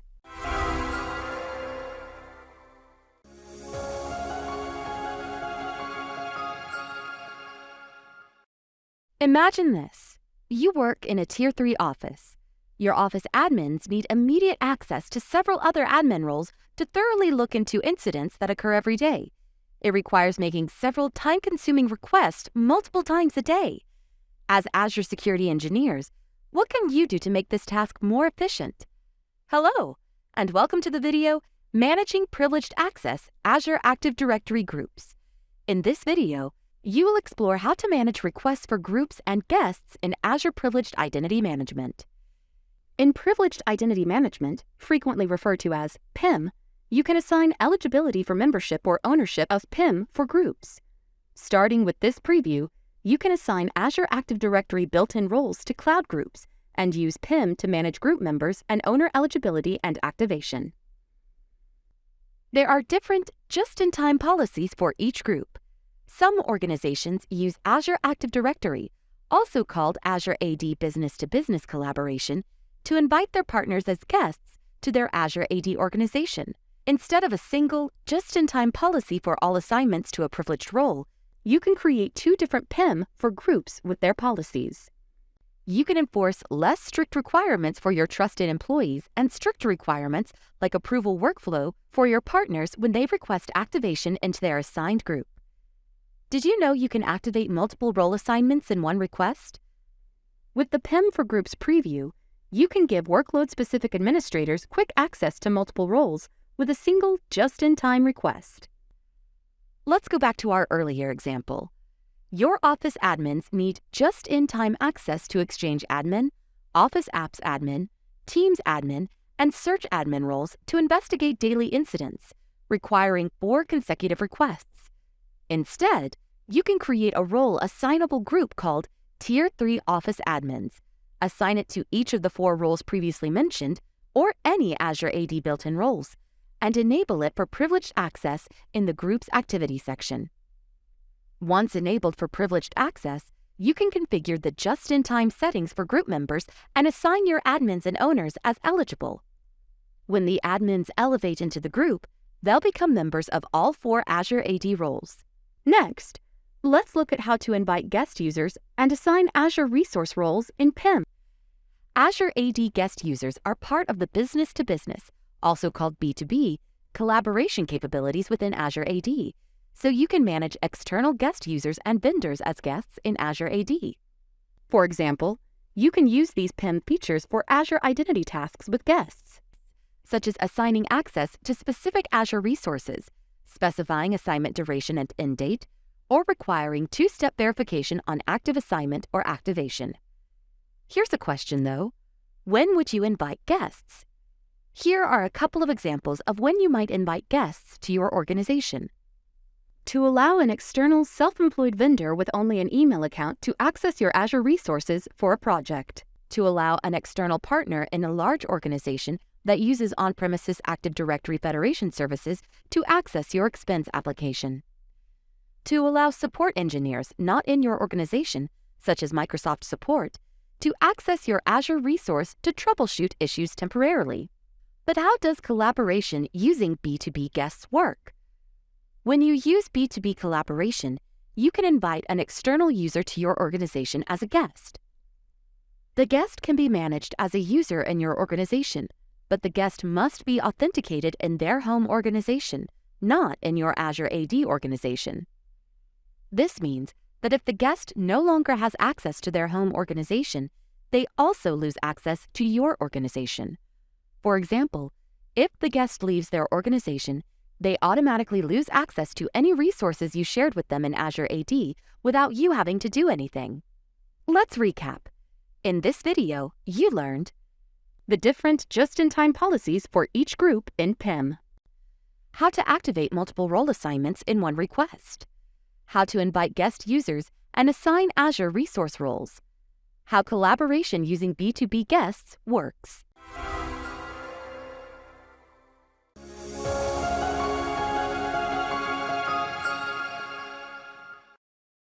Your organization uses privileged identity management services to manage, control, and monitor access to important resources.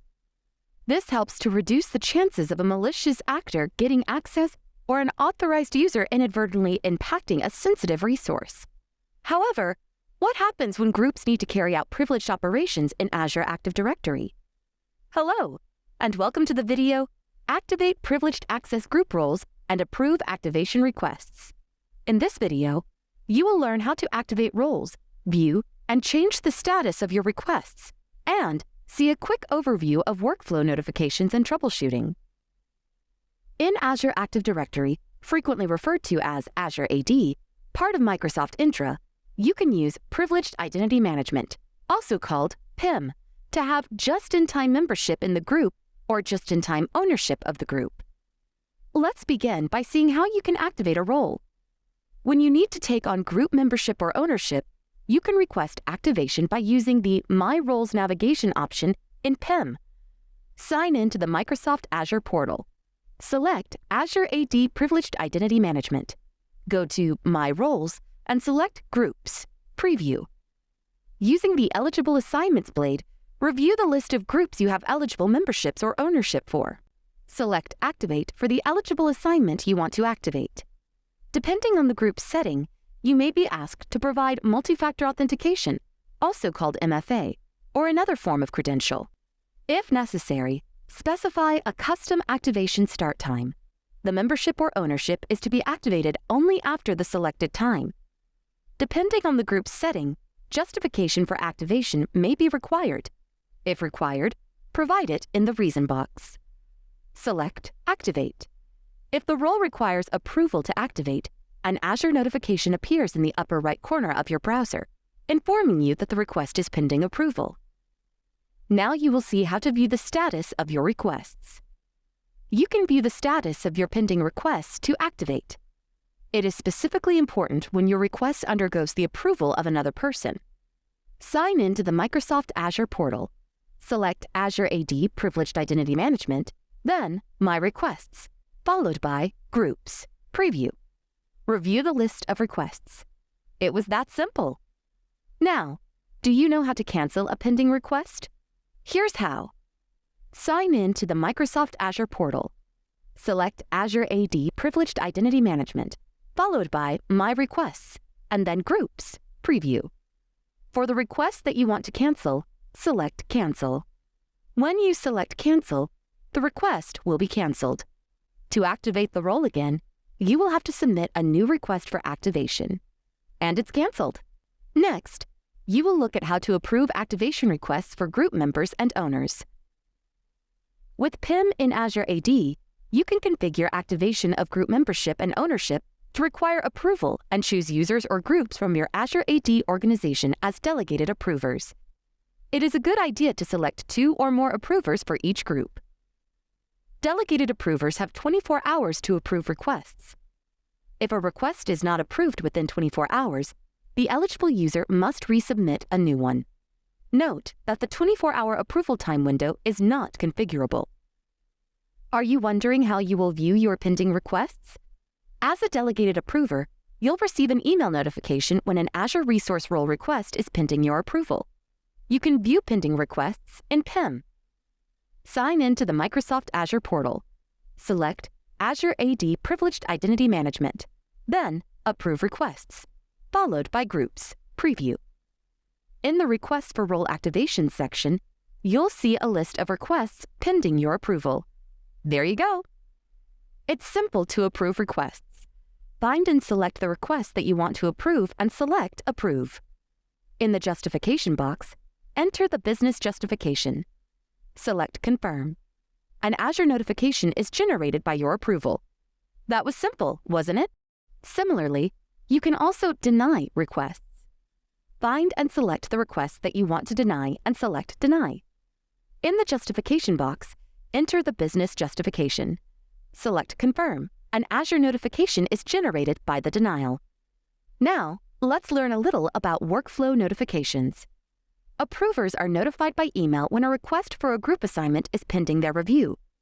Email notifications include a direct link to the request, which the approver can approve or deny.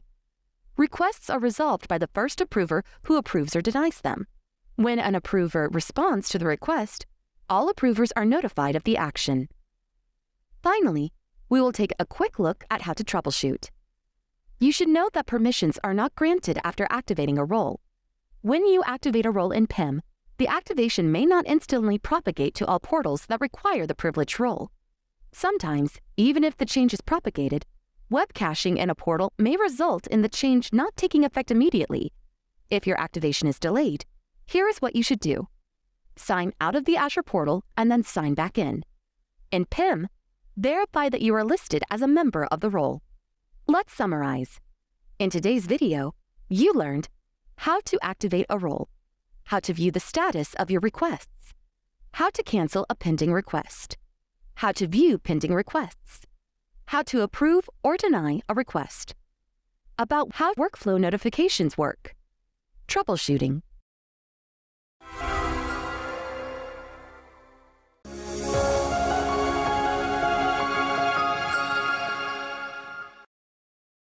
Did you know you can use Privileged Identity Management, or PIM, for Azure identity tasks with guests?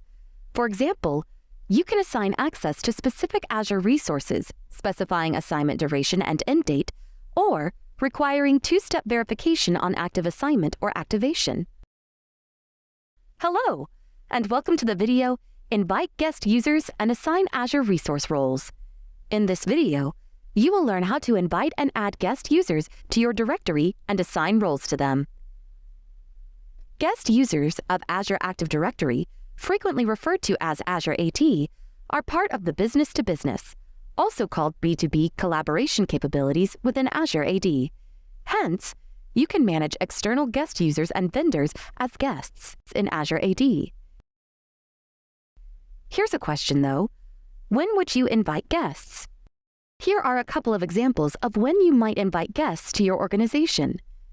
To allow an external, self-employed vendor with only an email account to access your Azure resources for a project. To allow an external partner in a large organization that uses on-premises Active Directory federation services to access your expense application. To allow support engineers not in your organization, such as Microsoft Support, to access your Azure resource to troubleshoot issues temporarily. Let's begin by learning how to add a guest user to your directory. Sign in to the Microsoft Azure portal. Make sure your organization's external collaboration settings are configured such that you're allowed to invite guests.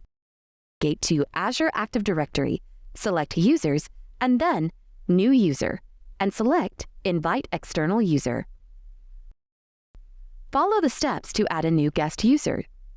After you add a guest user to the directory, you can either send the guest user a direct link to a shared app, or the guest user can click the Accept Invitation link in the invitation email.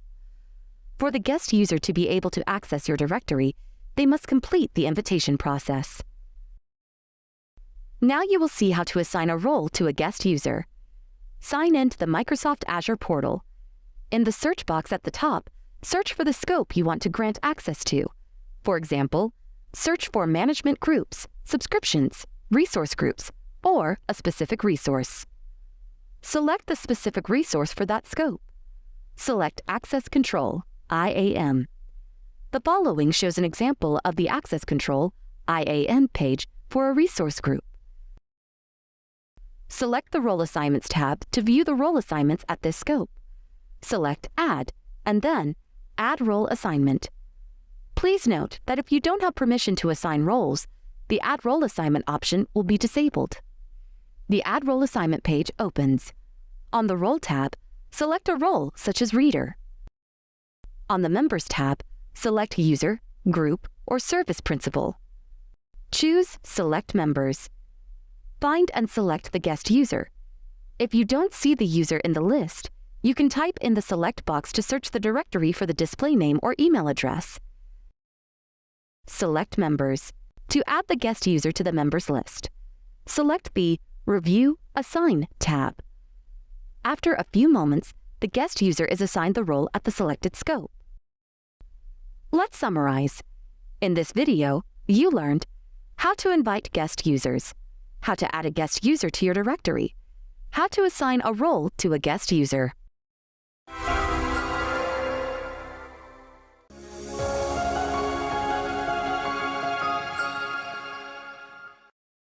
Congratulations! You have completed learning the identity protection and governance concepts in Azure Active Directory. Let's recap what you learned. You started by being introduced to Azure Active Directory, also called Azure AD, as an identity protection tool and how security engineers use it in organizations. You learned about the related risks and the workflows. You went on to see how configuring risk-based policies in Azure AD helps protect users and how Microsoft can identify risky sign-in behavior. You saw the actions that trigger Azure AD Identity Protection risk detection and the policies available to respond to suspicious activity. You were introduced to a risk policy, how it can be configured, and the different types of risk policies: sign-in, user, and multi-factor authentication, also called MFA. You explored the user experience for each policy type. Next, you learned how MFA is deployed, configured, and enabled. You explored conditional access, Azure AD's tool to bring signals together, make decisions, and enforce organizational policies. What is a conditional access policy? It is a policy that can consider massive amounts of data and contextual data from a user sign-in flow and ensure that the right controls are enforced. You noted how identity controls which protocol the user would interact with, which organizational programs the user can access, and which devices the user can employ to access those programs. Next, you learned how Azure AD Access Reviews enable organizations to manage group memberships, access, and role assignments efficiently. When does it become crucial to conduct these access reviews? You noted some examples of such cases. You also saw how you could create your access review. You learned the steps to configure and test the conditional access policy settings. You learned about configuring, conducting, and applying an access review. You went beyond concepts and practiced your learnings through hands-on exercises. You learned how to set up a fundamental conditional access policy that requests MFA. You also practiced how to configure Azure AD Identity Protection. You explored the types of reports you can use to investigate the risks detected for your organization's users, how you can remediate these risks, and unblock users. You were introduced to Privileged Identity Management, frequently called PIM. You saw how you could use PIM to protect administrator privileges and mitigate the risk of excessive or misused access rights. You learned about the key features of PIM, how to configure and deploy roles and groups using PIM, and how to evaluate the usefulness of each PIM setting. You then got acquainted with the Zero Trust model, which helps secure corporate resources by eliminating unknown and unmanaged devices and limiting lateral movement. You learned about the architecture of Zero Trust, where security policy enforcement is central.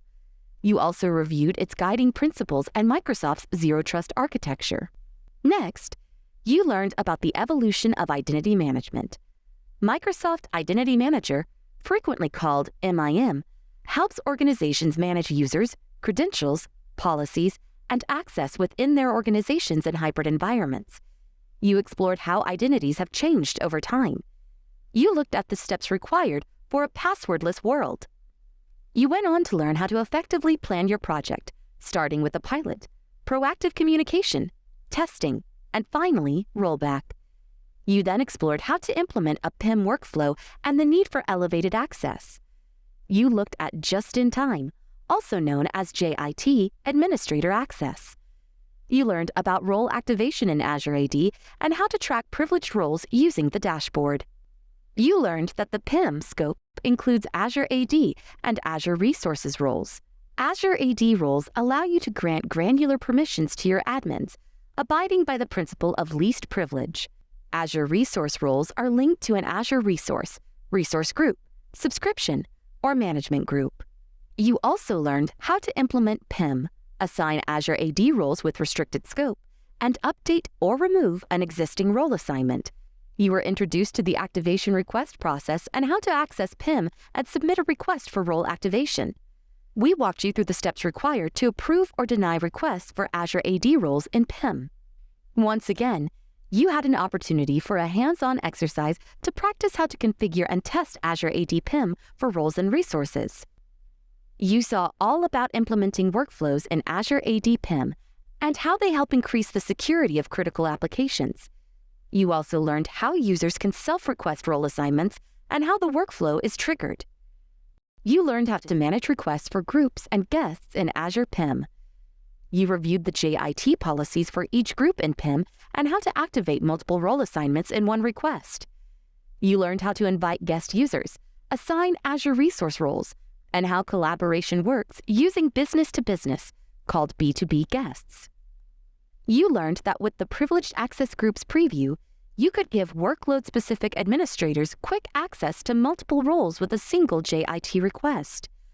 As a delegated approver, you receive an email notification when an Azure resource role request is pending your approval, which you can approve or deny. Next, you explored how to activate roles and view and change the status of your requests. You also saw a quick overview of workflow notifications and troubleshooting.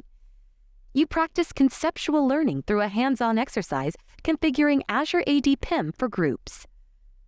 Finally, you looked at how to invite guest users, add a guest user to your directory, and assign a role to a guest user. Wow, that was a lot of learning. You are now ready to move to the next step of attempting the graded assessment for the module. All the best for the module quiz.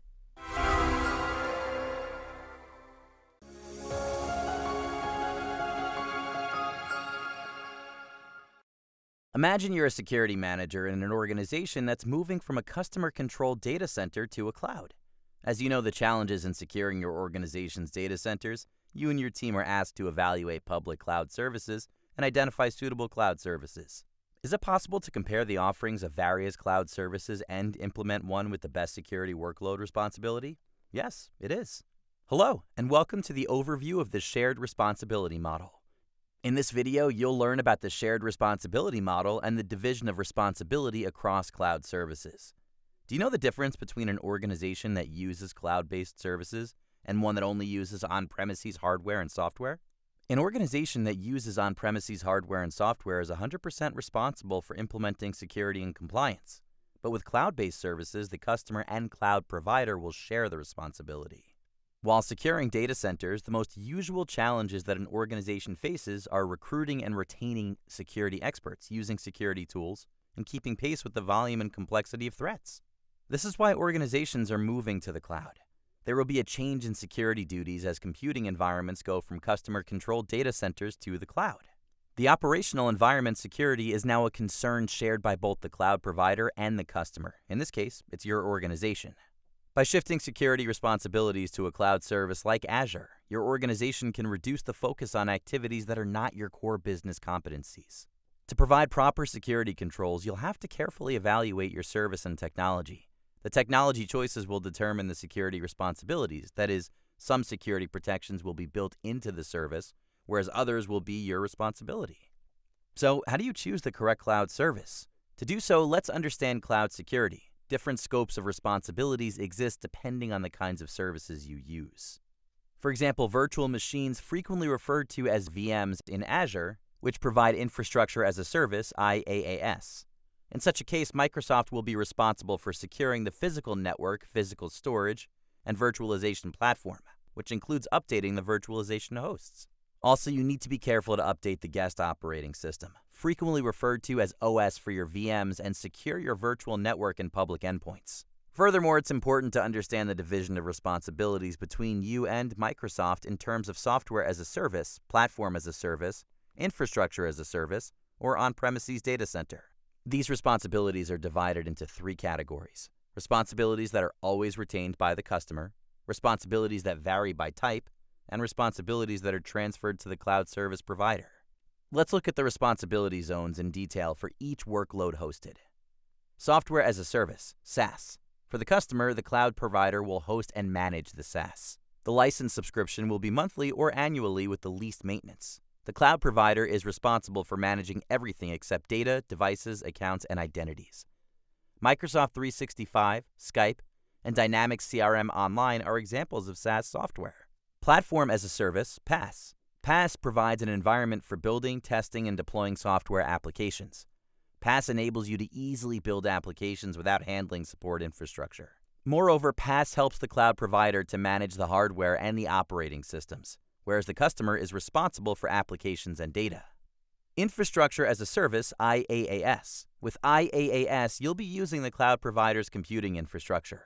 The cloud customer is responsible for the software components running on the computing infrastructure. It requires maximum maintenance by the cloud customer. On-premises data centers. With the on-premises data center, cloud customers will have all the responsibilities from physical security to encrypting sensitive data. It's important to note that for all cloud deployment types, the cloud customer will own their data and identities. This means that you'll be responsible for securing your data and identities, your on-premises resources, and the cloud components you control, which vary with the type of service. However, regardless of the deployment type, you'll always retain responsibility for information and data, endpoints, devices, mobile and PCs, accounts and identities, and access management.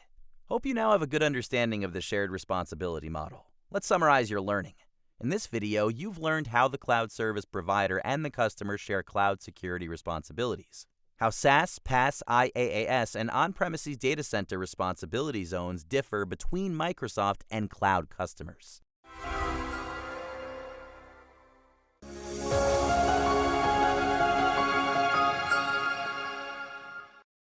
Imagine you're a security engineer in a retail company. Recently, you've learned about the shared responsibility model in detail. As a part of your employment, you need to evaluate public cloud services to identify suitable cloud services. You've completed the study successfully, but you want to collate the advantages of the Azure Cloud Security Services. Hello, and welcome to Explore Azure Cloud Security Advantages. In this video, you'll learn how to solve information security challenges and the security advantages an engineer expects from leveraging the cloud. Cloud security offers significant advantages to solve deep-rooted challenges. Do you know how security invests in an on-premises environment? In an on-premises environment, organizations have unmet responsibilities and limited resources to invest in security. The limited resources will create an environment where attackers can exploit vulnerabilities at all layers. Let's look at the diagram. It shows traditional approaches where many security responsibilities are unmet because of limited resources. It means that security is a challenging situation. You can categorize the traditional approach in terms of satisfied responsibility, partially met responsibility, and unmet responsibility. Now let's understand the benefit of commodity resources.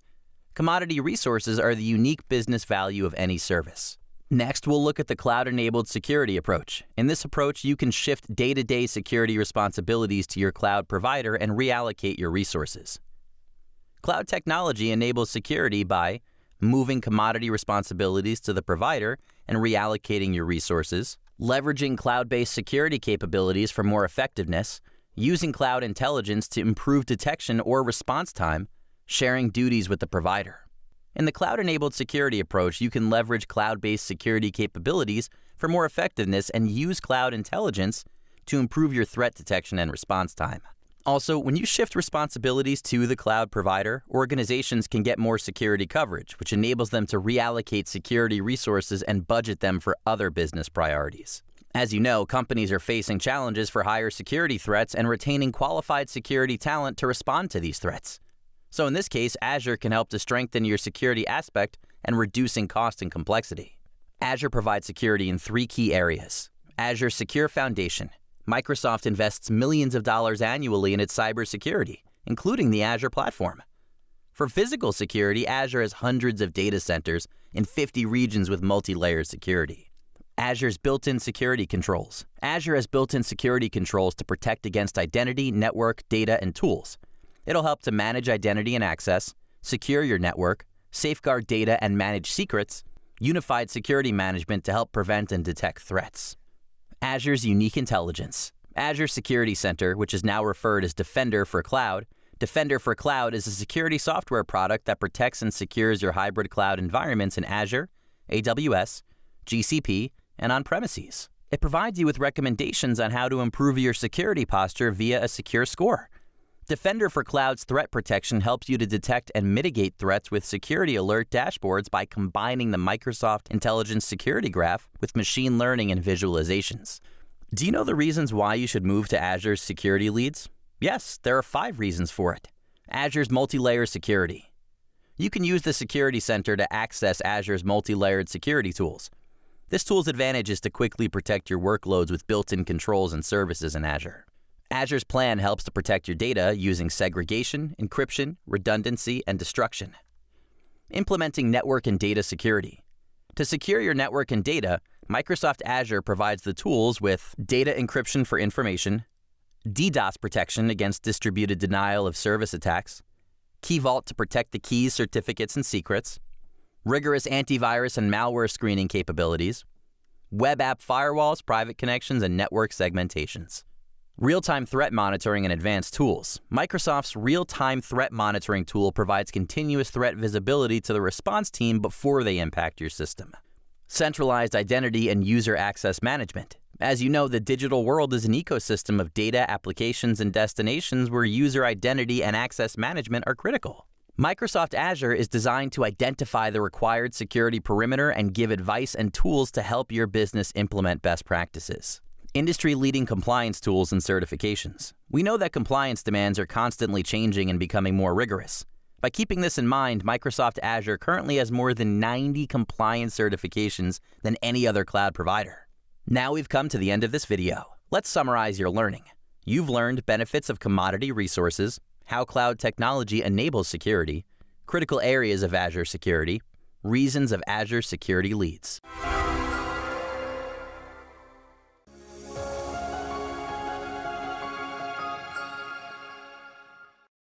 Imagine you work for a multinational company that recently migrated its IT infrastructure to the Azure cloud. As a part of your assignment, your task is to review the company's Azure hierarchy systems to ensure they're organized efficiently and effectively. Hello, and welcome to the Review Azure Hierarchy of Systems. In this video, you'll learn about the consistent management hierarchy, its scope, resource groups, management groups, and the advantages of the management groups. Azure Resource Manager is the deployment and management service of Azure. It provides a management layer that enables you to create, update, and delete resources in your Azure account. You can use management features like access controls, locks, and tags to secure and organize your resources after deployment. The Azure Resource Manager will manage your request when you make it via the Azure Portal, Azure PowerShell, Azure CLI, REST APIs, or Client Software Development Kits, frequently referred to as SDKs. You know that when the same API handles all requests, you'll receive consistent outcomes and functionalities from different tools. Furthermore, within 180 days of its initial release, you can access APIs through the portal. The Azure Resource Manager uses APIs and authentication to grant resource access. Abilities of Azure Resource Manager. The Azure Resource Manager provides 4 levels of abilities: management group, subscriptions, resource groups, and resources. You may wonder why the resources are not visible in the diagram. Don't worry, they're represented as blue cubes. You can apply any of these capabilities in the management settings, and the depth of it depends on the level you choose. Remember that the lower levels inherit their settings from the higher levels. For example, when you apply a policy at the subscription level, it's used for all the resource groups and resources in your subscription. Likewise for the resource group level. However, the policy will not be assigned to another resource group. You can apply the same approach to other capabilities. Let's now look at the factors of the resource groups. Each resource in your group should follow the same lifecycle. You can deploy, update, and delete them. For example, if a database server needs to be deployed using a different cycle, it should be added to a separate resource group. There should be a single resource group for each resource. A resource can be added, removed, or moved inside the resource group. Resources from many regions are combined into resource groups. A resource group can be used to access control for administrative actions. Resources placed in other resource groups can communicate with one another. Such communication is feasible when two resources are related but have different life cycles. For example, a connection of web apps to a database. Next, we'll talk about the importance of locations in the resource groups. The resource groups store metadata for the resources. So when you choose a location for the resource group, you'll also choose a location for the metadata. From a regulatory standpoint, storing data in a specific area is crucial. If the resource group's location becomes temporarily inaccessible, you cannot update its resources, but the resources in other areas will continue to behave as expected. Now, let's define management groups. The management groups are the Azure resource for building adaptable and practical hierarchies within the framework. You can group subscriptions since, in the hierarchy scope, the management groups are positioned above the subscription level. Such grouping helps to apply policies and role-based access control, frequently referred to as RBAC permissions, to the management groups, regardless of your membership type. The management groups offer enterprise-grade management. Each subscription in each management group needs to be confident in the same Azure Active Directory, frequently referred to as Azure AD. The levels of management group hierarchy include human resources, IT, marketing, apps, production, and geographic regions. So, do you know what the benefits of these levels are? The management group levels allow you to create a hierarchy that integrates some of these strategies to meet your organizational needs. For example, a root management group diagram displays an executive order that blends a geographic process with a business unit strategy. Advantages of the management groups. The management groups have several advantages. Let's look at them. The first advantage is in the management groups, where you can group your subscriptions. It gives user access to the several subscriptions, allows new organizational paradigms and logical resource grouping, permits a single applicable control assignment, provides aggregated views above the subscription level. The second advantage is that it helps to mirror your organization structure. It establishes a flexible, quick updating structure, does not replicate the billing structure of the company, helps scale the structure quickly depending on your demands. The third advantage is that it assists in applying policies and providing RBAC to all the services. It creates a single RBAC assignment on the management group. All subscriptions will inherit that access. Use Azure Resource Manager integrations that enable integrations with other Azure services, such as Azure Cost Management, Privileged Identity Management, and Microsoft Defender for Cloud. When you use the management groups, you can reduce your effort and errors by eliminating repeated assignments. You can apply a single project to one management group that contains target resources. This will speed up the implementation of tasks, offer a single maintenance point, and enable improved controls. Now we've come to the end of this video. In this video, you've learned about the following: roles and responsibilities of the Azure Resource Manager, factors of Azure Resource Manager, levels of the management groups, advantages of the management groups.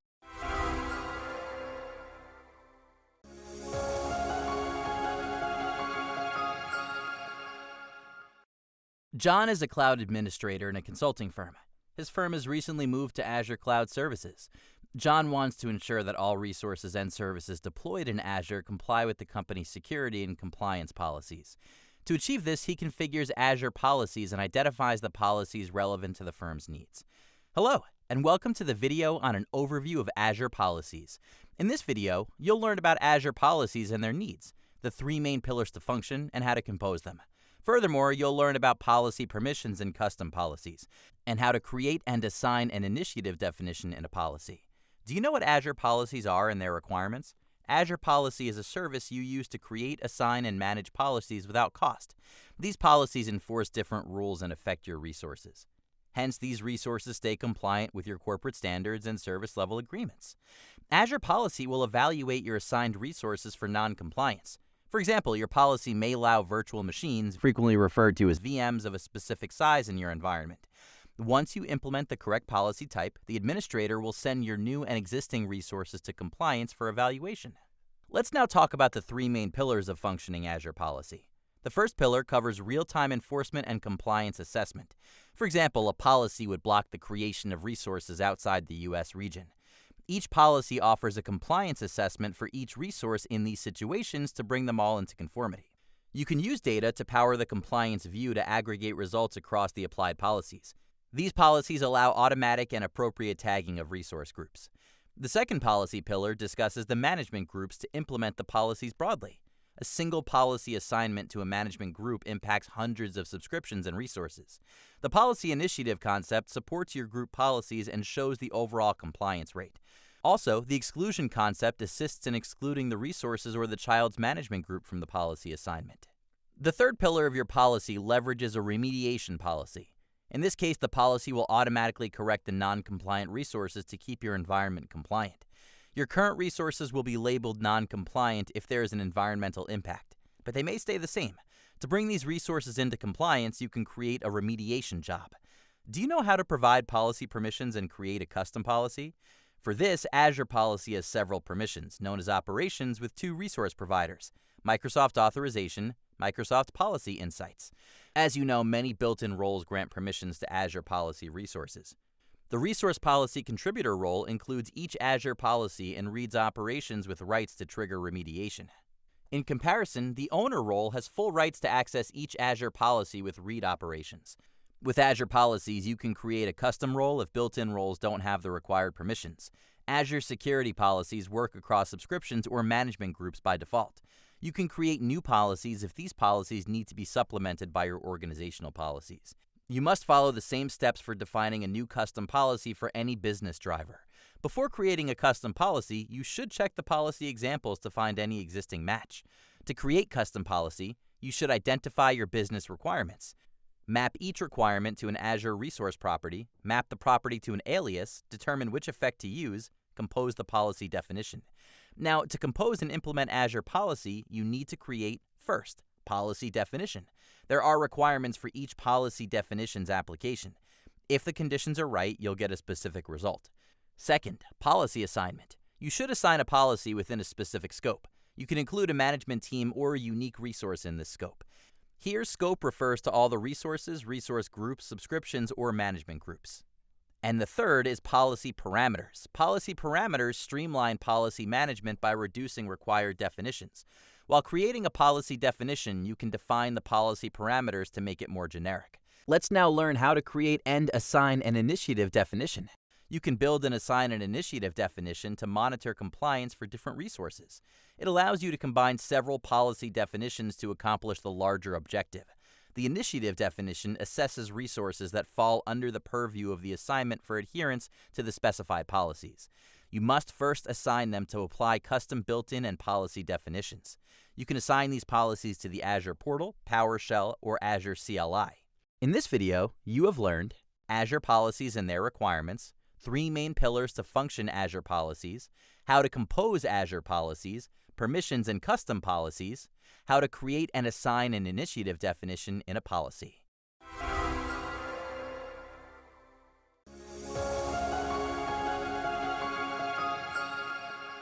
John knows that his organization has recently migrated to the Azure cloud. To meet the security compliance criteria for the internal security policies, John must ensure that all the Azure resources in their environment should be tagged with the environment tag.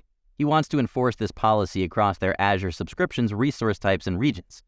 Hello, and welcome to the video on Azure Policy Effects. In this video, you will learn about the policy definitions, interchanging effects, and the order of evaluation. Let's begin. Each policy definition in Azure Policy has a single effect. Each effect determines how to match the policy rules evaluation outcome. You can see different behavior of the policy effects if the policy is a new, an updated, or an existing resource. Azure supports these effects through the policy definitions such as append, audit, audit if not exists, deny, deny action, preview, deploy if not exists, disabled, manual, preview, and modify. Now, let's talk about the interchanging effects of the Azure policies. It's important to note that not all effects are interchangeable. Sometimes you can see multiple effects for a given policy definition. The policy definitions depend on specific parameters often used to specify allowed effect values. Hence, a single definition will become more versatile. For example, policy definitions with the effect audit if not exists require additional details in the policy rule, which isn't the case for policies with the audit effect. Each effect behaves differently. For example, audit policies will access resource compliance based on its properties, while audit if not exists policies will assess it based on a child or extension resource's properties. Let's look at some general guidance around interchangeable effects.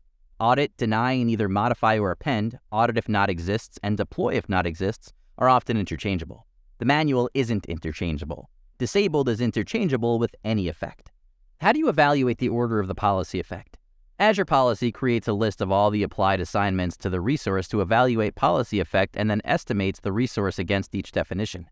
Azure Policy processes several effects for a resource manager mode before passing the request to the appropriate resource provider.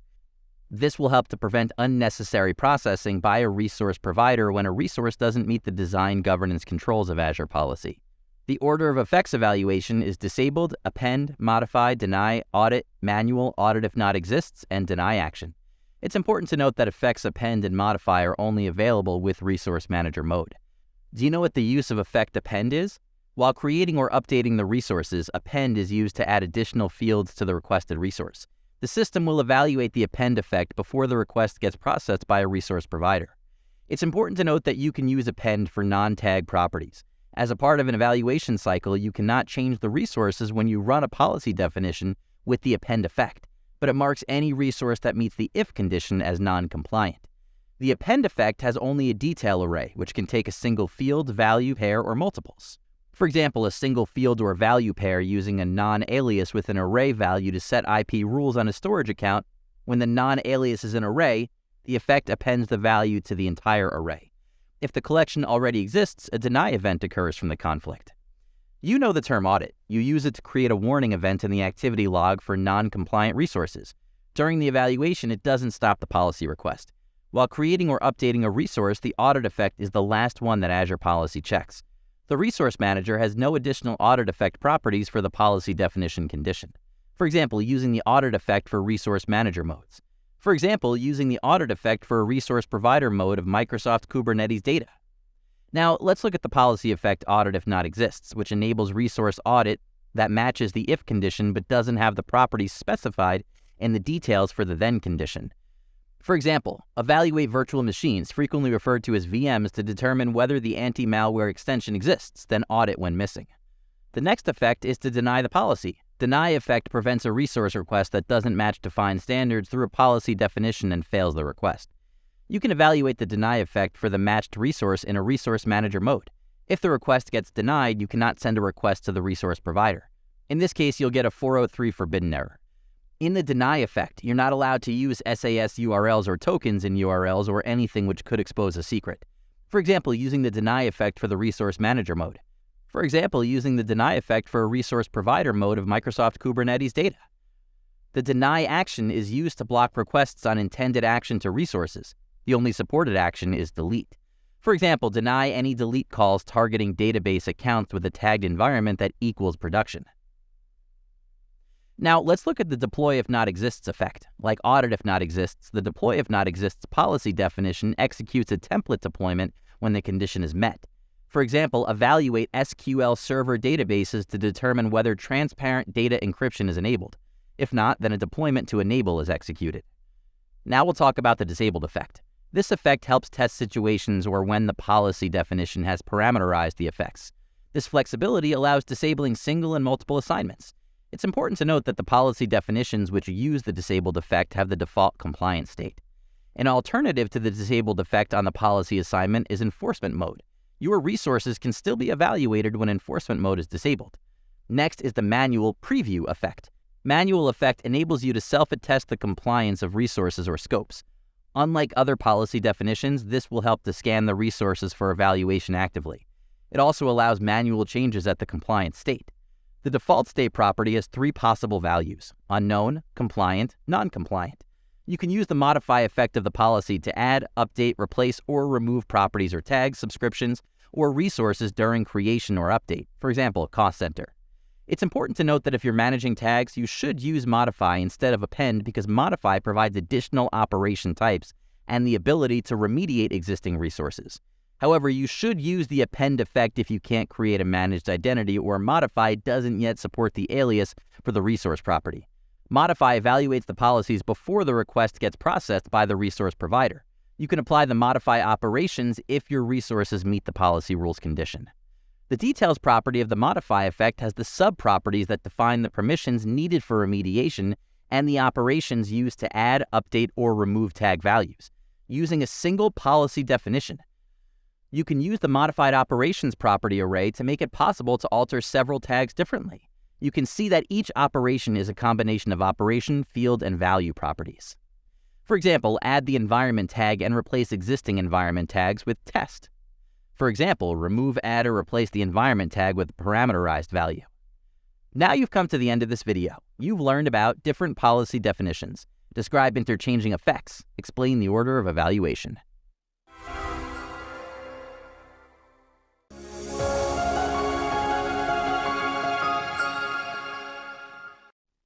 As an IT administrator, your responsibility is to set up group policies to ensure compliance and security across the company's Azure resources.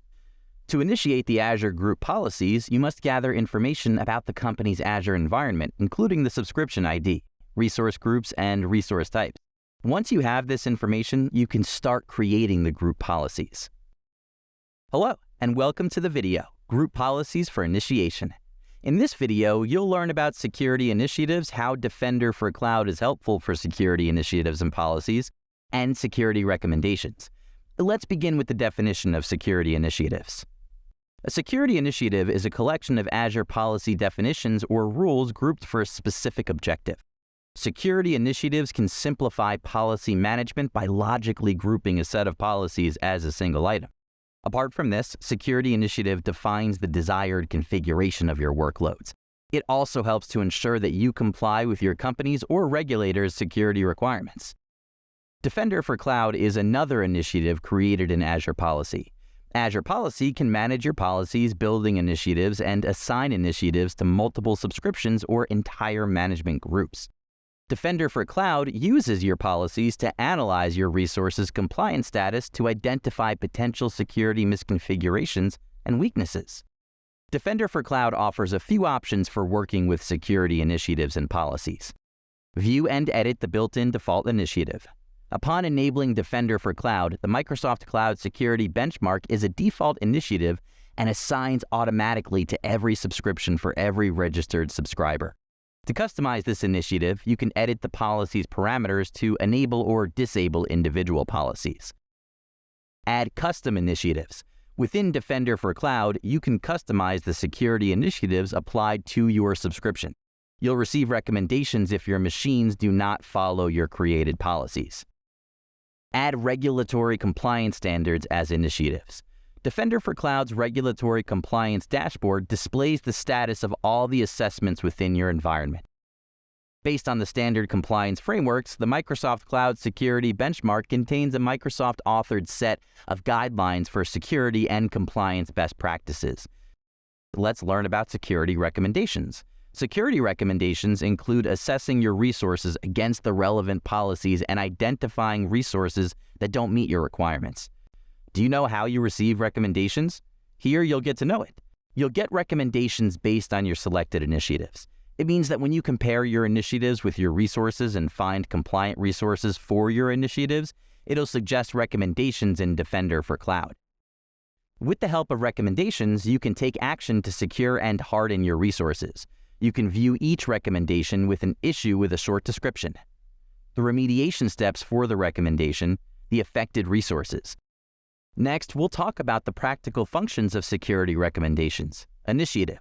Microsoft Cloud Security Benchmark is an initiative that contains requirements. Policies. The initiative includes multiple policies with a specific resource type and enforces the requirements. Recommendations. Microsoft Defender for Cloud continuously assesses your subscriptions.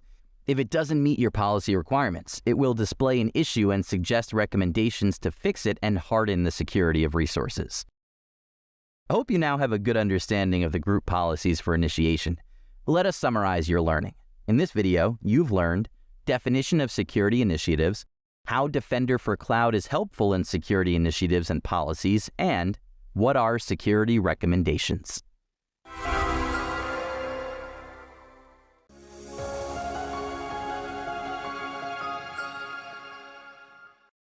Well done! You've completed learning the concepts related to policies, initiatives, and recommendations. Let's recap what you learned. Initially, you learned that it is essential to understand the shared responsibility model for organizations moving to the cloud. Cloud providers offer considerable advantages for security and compliance efforts, but these advantages do not free the customer from protecting their users, applications, and service offerings. An organization that uses on-premises hardware and software is 100% responsible for implementing security and compliance. But with cloud-based services, the customer and cloud provider will share the responsibility. It is essential to understand the division of responsibilities between you and Microsoft regarding software as a service, platform as a service, infrastructure as a service, or on-premises data centers. Next, you learned about cloud security, which offers significant advantages in solving deep-rooted challenges. In the traditional approach, many security responsibilities are unmet due to limited resources. It means that security is a challenging situation. At the same time, the cloud-enabled security approach shifts day-to-day security responsibilities to the cloud provider and reallocates the resources. You have also learned about Azure's hierarchy systems. Now you know that the Azure Resource Manager offers 4 levels of abilities management group: subscriptions, resource groups, and resources. You can apply any of these capabilities in the management settings, and the industry of it depends on the level you choose. Remember that the lower levels inherit their environments from the higher levels. Then you learned about the Azure security policies, initiatives, and recommendations.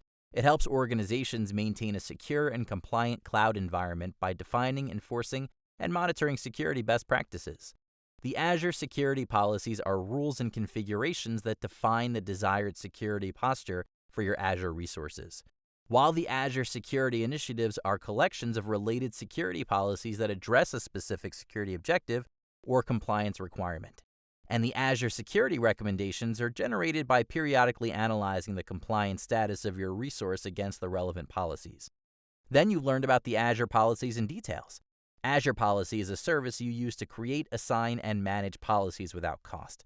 The Azure Policy depends on 3 pillars: enforcement and compliance, apply policies at scale, and remediation. You know built-in roles like Resource Policy Contributor and an owner grant permissions to Azure Policy resources. When you don't have the desired permissions with the built-in roles, you can create a custom role. To compose and implement Azure Policy, you can make policy definitions, policy assignments, and policy parameters. Then you've come across Azure Policy Definition Structure.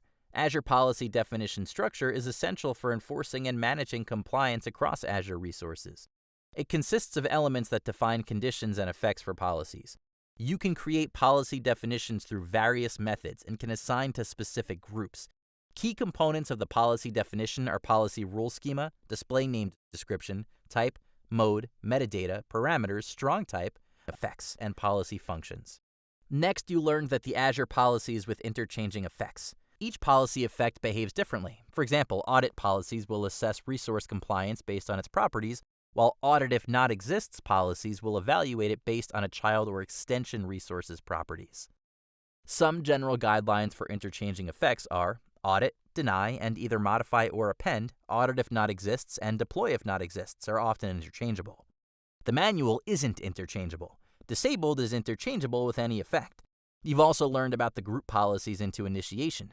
One of the initiatives in Azure Policy is Defender for Cloud. Defender for Cloud uses policies to analyze resources' compliance status to identify potential security misconfigurations and weaknesses. Defender for Cloud offers a few options for working with security initiatives and policies. View and edit the built-in default initiative. Add custom initiatives. Add regulatory compliance standards as initiatives. Then you learned about the Azure built-in initiatives. You know that the Azure Policy built-in initiatives and the category property in metadata groups the built-ins. These categories are Cosmos DB, guest configuration, Kubernetes, monitoring, network, regulatory compliance, and Defender for Cloud. Finally, you noted the number of policies available for each initiative. You've also learned about several built-in policies in Azure with different effects. Azure supports these effects through the policy definitions such as append, audit, audit if not exists, deny, deny action, preview, deploy if not exists, disabled, manual preview, and modify. In this module, you've encountered several categories of built-in policies like API management, app configuration, app service, automation, compute, container registry, Cosmos DB, general, Key Vault, network, Defender for Cloud, SQL, storage, and tags. Finally, you learned about getting the compliance data of Azure resources. You know that an evaluation scan for a subscription or a resource group starts with Azure Command Line Interface, CLI, Azure PowerShell, a call to the REST API, or the Azure Policy Compliance Scan GitHub action. This scan is an asynchronous process. Azure Policy supports compliance states such as non-compliant, compliant, conflict, exempted, and unknown preview. Other compliance states are exempt, conflicting, not started, and not registered. Whoa, that was a fantastic learning experience. You're now ready to move to the next step of attempting the graded assessment for this module. Good luck with the module quiz.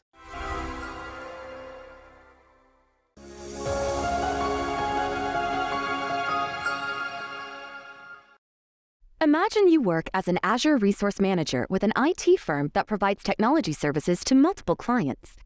As a part of your job responsibilities, you have access to sensitive information about the company's clients, including their financial data, customer lists, and intellectual property. To ensure the security of this information, your company has implemented a role-based access control system, frequently referred to as RBAC.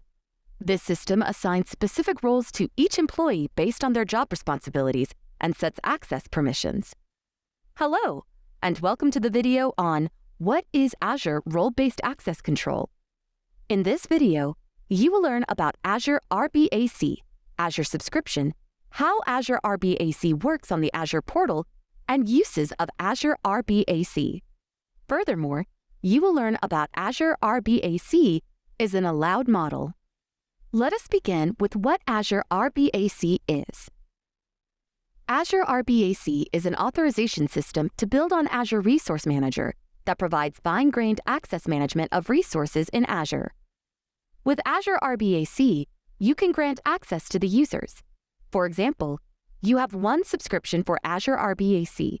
With this subscription, you can give one employee access to virtual machines, VMs, and structured query language, SQL, databases, within the same subscription as the other user. But most organizations prefer to use the public cloud when they need to identify and access. The public cloud has two concerns.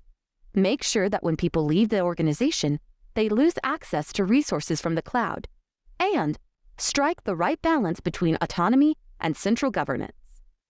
Azure Active Directory, frequently referred to as Azure AD, and Azure RBAC work together to make these concerns feasible. Do you know what you can do with Azure RBAC? The Azure RBAC allows you to grant access by assigning the appropriate Azure roles to users, groups, and applications at a specific scope. In the assignment scope, you can view a management group, subscription, resource group, or single resource. Now let us look at the diagram. The illustration explains the high-level relationships between the traditional subscription administrator, Azure, and Azure AD roles. Here, the roles assigned at the entire subscription level are inherited by child scopes, like service instances. You can see that the subscription is associated with only one Azure AD tenant. Furthermore, the resource group can have multiple resources associated with only one subscription. Do you know how Azure subscriptions work? Each Azure subscription is associated with a single Azure AD. Users, groups, and applications in the directory can manage resources in the Azure subscription. The subscriptions use Azure AD for single sign-ons, frequently referred to as SSO and access management. Azure AD Connect can extend your on-premises Azure AD to the cloud. This feature allows employees to manage their Azure subscription through their existing work identities. When you disable an on-premises Azure AD account, they will automatically lose access to all Azure subscriptions connected with Azure AD. Next, we will talk about the working of Azure RBAC. The role assignments in Azure RBAC will help you to control access to resources for their permissions.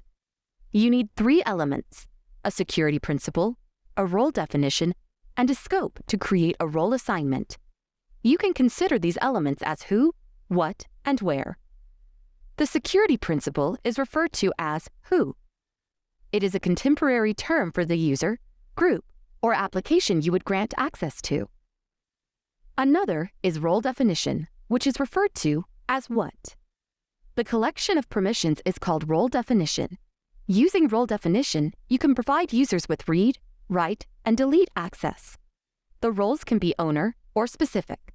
Azure has several built-in roles. An owner has full access to all resources and the right to delegate access to others. Contributors can create and manage all Azure resources, but can't grant access to others. Readers can view existing Azure resources, and User Access Administrator can allow managing user access for Azure resources. And the third is scope, which is referred to as where. The scope is helpful if you make specific use of one resource group as a website contributor. In Azure, the management group, subscription, resource group, or resource level are definite scopes. The structure of scopes is based on the parent-child connection. When you grant access to a parent scope, the child scopes automatically inherit those permissions. Now, let us talk about the role assignment. A role assignment creates a bridge between a role for a security principal at a particular scope to grant access. Let's look at the diagram where in the sales resource group, the marketing group is assigned as a contributor role. You can implement Azure RBAC where it allows. One user manages VMs in a subscription, and another user manages virtual networks. A database administrator group helps to manage SQL databases in a subscription. A user manages all resources in a resource group. An application accesses all resources in a resource group. Now, we will talk about the Azure RBAC in the Azure portal. In certain places in the Azure portal, you'll see a page named Access Control, frequently referred to as IAM, also known as Identity and Access Management. The diagram shows an example of IAM. Here, you can see that the user has an access to the backup operator role for this resource group. The Azure RBAC is an allowed model. What does this mean? It means if one role assignment grants a user read permission to a resource group and a different role assignment grants a user write permission to the same resource group, the user will have read and write permissions for the resource group. Now we have come to the end of this video. You have learned about what is Azure RBAC, Azure subscriptions. How can you use Azure RBAC? What can you do with Azure RBAC? How does Azure RBAC work in the Azure portal? And why is Azure RBAC an allowed model?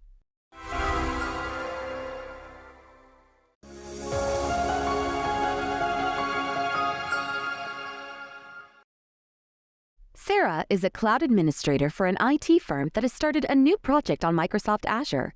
In this project, multiple teams work on various Azure resources. To do their job, they require desired access. Sarah's responsibility is to ensure that each employee has access to the resources they need while maintaining security and compliance. Hello, and welcome to the video, Enable Azure Role-Based Access Control. In this video, you will learn what Azure Role-Based Access Control is, frequently referred to as Azure RBAC, and how to list roles and grant access using Azure RBAC and the Azure portal. Let's begin with the understanding of Azure RBAC. Azure RBAC is an authorized system built on Azure Resource Manager. It provides elegant access to Azure resources, which has become easy with Azure Active Directory, frequently referred to as Azure AD and Azure RBAC. For example, with the help of Azure RBAC, one user can manage virtual machines in a subscription, while another manages SQL databases within the same subscription. Now, look at the important aspects of Azure subscription. One Azure subscription is associated with only one Azure AD tenant. One resource group can have multiple resources associated with one Azure subscription. Resource can be bound to only one resource group. When you provide an Azure subscription to an employee, you should follow these two concerns. Make sure that when employees leave the organization, their cloud access will be removed. Keep the right balance between autonomy and central governance. For example, if an employee is accessing virtual machines in the cloud, his activity should be controlled centrally where the virtual machines connect. Here is a case study for you. The case study is about providing list access using Azure RBAC and Azure Portal. Imagine that you are a consultant. You've been granted access to a resource group for the marketing team, but you need to become more familiar with the Azure Portal and also want to know about the assigned roles. To complete this case study, you need to have an Azure subscription. So, to get it, you can create a free account and add a subscription before you begin. If you are a student, you can take advantage of the Azure for Students offer. Do you know which are the current roles assigned to you? To view the current roles assigned to you, you need to follow the steps given here. First, sign in to the Azure portal. Next, select the ellipses on the Profile menu to view the options. Then, select My Permissions. My Permissions pane will open. You can view the roles that you've been assigned and the scope. To view the list of assigned roles to a resource group, you must first search for the resource groups in the search box at the top. A list of resource groups will appear. In this case, it is Example Group. Select a desired resource group. A resource group Example Group page will appear. Next, select Access Control IAM on the left menu pane. Select the Role Assignments tab on the Access Control IAM page.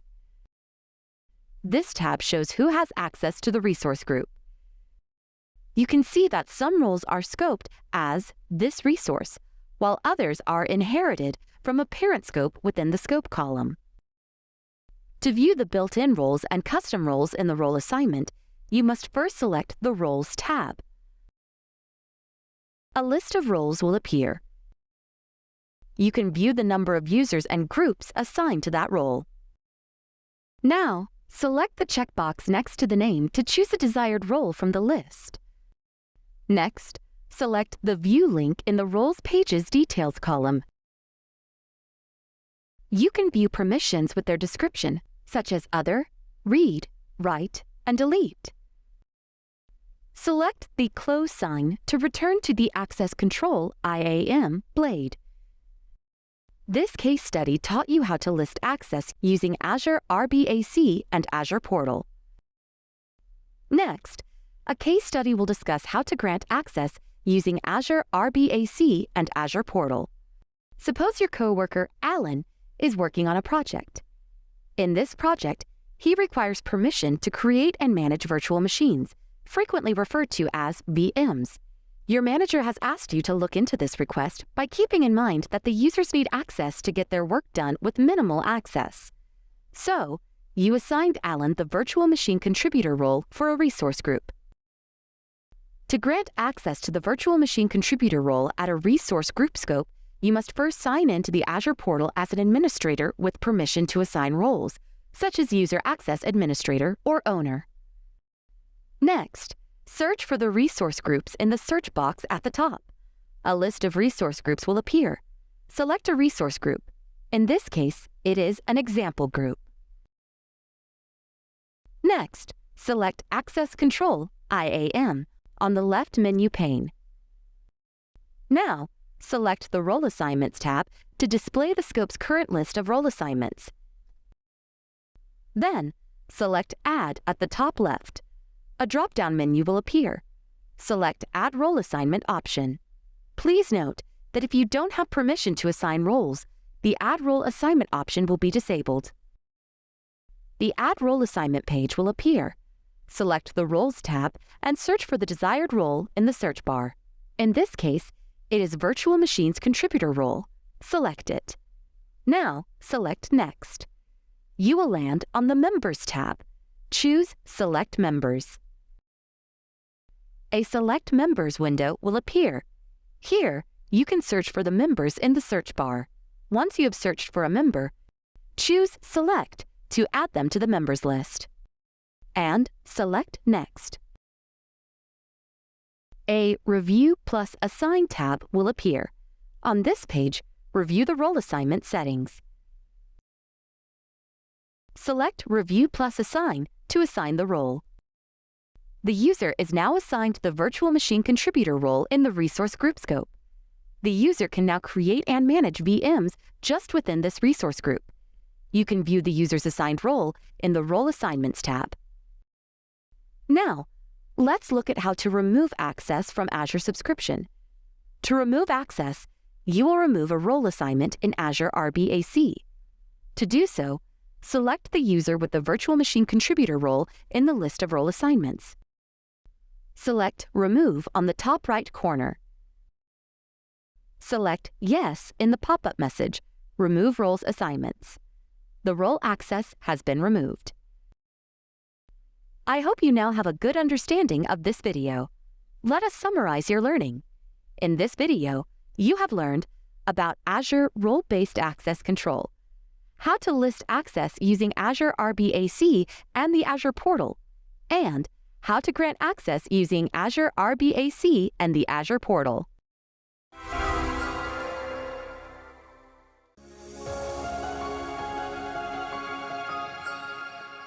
Suppose you are assigned to design a secure and compliant Azure environment that can meet the company's security and compliance requirements. To accomplish this task, you have two options: Azure Role-Based Access Control, frequently referred to as Azure RBAC, and Azure Policy.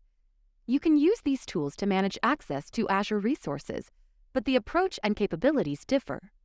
Hello, and welcome to the video Compare and Contrast Azure Role-Based Access Control versus Azure Policy. In this video, you will learn about the key differences between Azure RBAC and Azure Policy, its example, and Azure RBAC permissions in Azure Policy. Do you know the difference between Azure RBAC and Azure Policy? Azure RBAC manages to access to the Azure resources regarding users, areas, and responsibilities. You can assign duties within a team and grant necessary permissions in the Azure resource. Hence, users can do their tasks without interfering with other subscription-related features.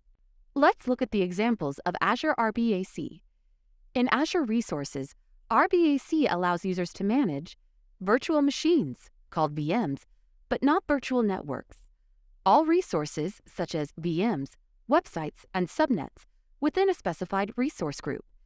Application with access to all resources in a resource group. Besides, Azure Policy helps to enforce governance to make the environment compliant. Azure Policy's main focus during deployment is on resource attributes and already existing resources. For example, a policy can be published during the deployment phase to guarantee that users can only deploy DS series VMs inside a given resource authorization. In contrast, a policy could be developed for the already existing resources to add or append tags. This gives a better way to assign resources to business cost centers and facilitates cost reporting. RBAC and policies in Azure are vital in a governance strategy. They work together to determine proper access and resource creation guidelines. You must have studied Azure's policy permissions, Microsoft Authorization, and Microsoft Policy Insights, known as operations in the resource providers. There are various permissions granted to the different roles in Azure Policy. The built-in roles help to grant permissions to Azure Policy resources. The contributor roles include most Azure Policy operations. They can initiate resource remediation, but cannot make changes to definitions and assignments. The Azure Policy's owner has full rights to access the resources. The User Access Administrator role helps to grant the managed identity on deploy if not exists, or modify the assignment's necessary permissions. Notably, all policy objects, including definitions, initiatives, and assignments, will be readable to all roles within its purview. Moreover, Azure Policy operations can significantly impact your Azure environment. Only the minimum set of permissions is required to perform the assigned task, and you can restrict these permissions for the users. I hope you now have a good understanding of this video. Let us summarize your learning. In this video, you have learned the key differences between Azure RBAC and Azure Policy, an illustration showing the working of Azure RBAC and Azure Policy, and Azure RBAC permissions in Azure Policy.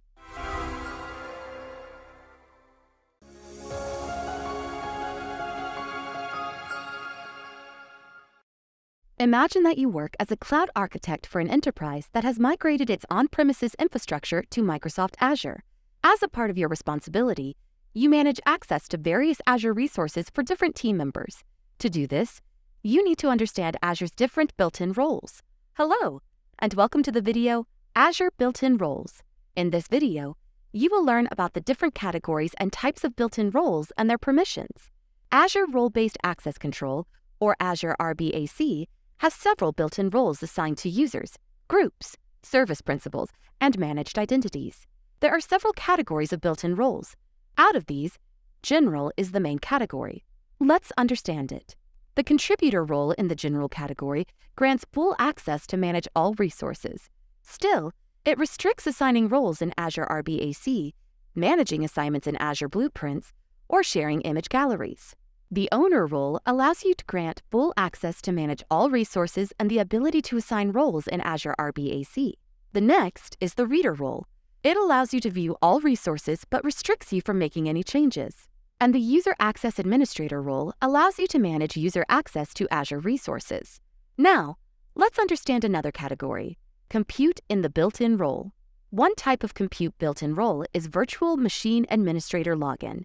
It allows you to view virtual machines, frequently called VMs, in the portal and log in as an administrator. The next is the Virtual Machine Contributor role.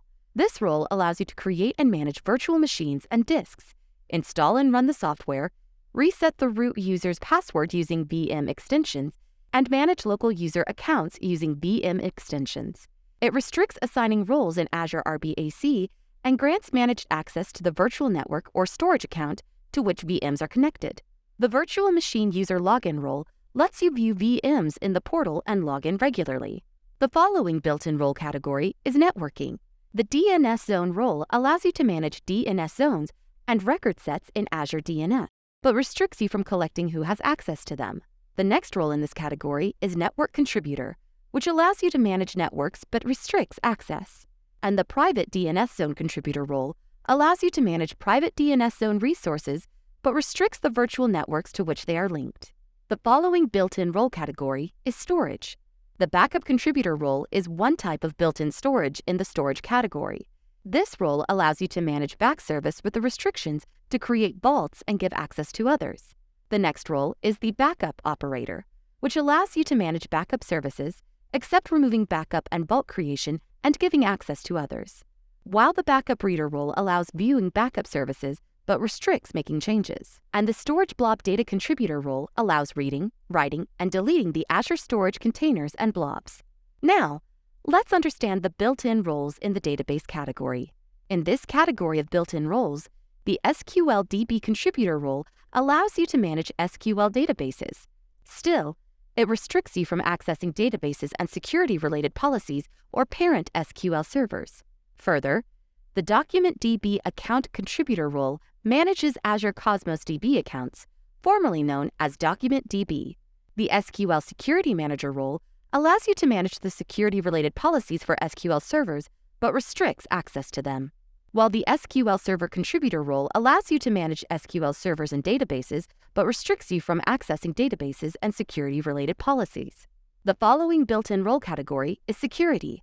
The Key Vault Contributor role allows you to manage key vaults but restricts assigning roles in Azure RBAC, access secrets, keys, or certificates. The Key Vault Certificates Officer and Key Vault Secret Officer roles allow you to perform any action on the Key Vault certificates except manage permissions.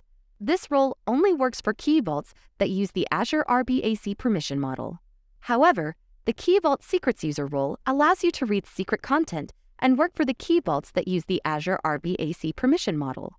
I hope now you have enough understanding about the built-in roles. Let us summarize your learning. In this video, you have learned 4 leading built-in roles: Contributor, Owner, Reader, and User Access Administrator in the General category. Other categories of built-in roles are Compute, Networking, Storage, Database, and Security.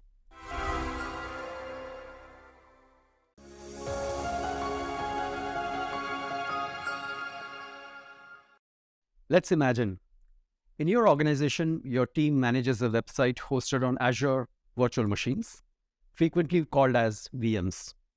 As part of your responsibilities, you're assigned the owner role for the subscription that contain the website's resources. To secure Azure resources, you have segregated duties within your team and only provided minimum access permissions to do their tasks. Your team has a new employee assigned managing VMs within the subscription.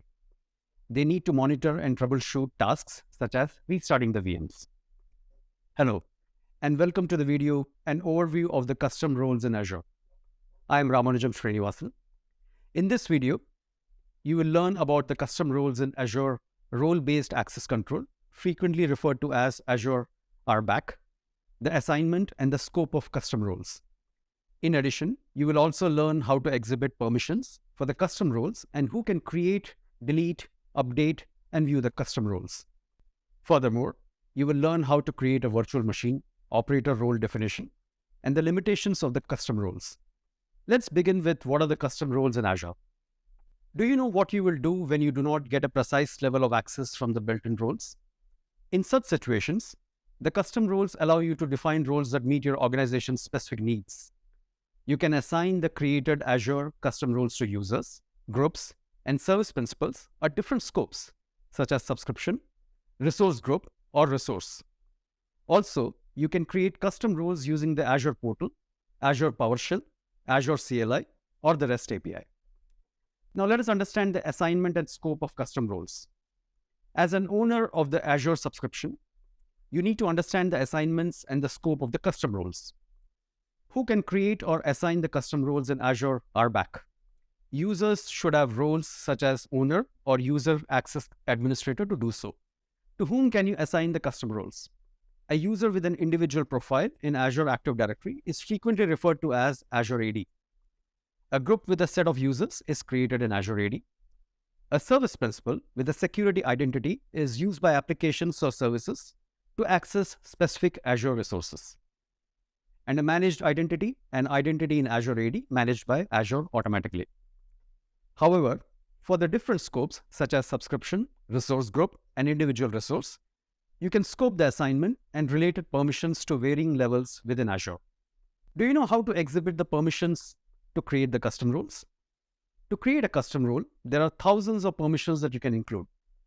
Let's talk about some methods that can help you determine the permissions you need to add to while creating a custom role. First, you should search for the existing built-in roles. This will be useful if you want to change an existing role or combine the permissions used for several roles. Next, list the Azure services you would want to grant access to. And lastly, choose the resource providers that map to the Azure services. As you know, Azure services exhibit their functionality in permissions through the resource providers. It will help you narrow down and regulate the permissions you need for a custom role. For example, resource provider Microsoft.compute supplies virtual machine resources and Microsoft.billing supplies subscription and billing resources. While creating a custom role using the Azure portal, you can use a keyword to search the resource providers and permissions. This will assist you in finding the resource providers and permissions that are available that you wish to include. For example, search a keyword for a virtual machine or billing permissions. You can also download all the permissions as a CSV file and search for the desired permission. Who can create, delete, update, or view a custom role? As built-in roles, the assignable scopes property specifies the scopes that the role is available for assignment. The assignable scopes property for a custom role also controls who can create, delete, update, or view the custom role. If you want to create, update, or delete a custom role, you can apply the action Microsoft.authorization/role definitions/write.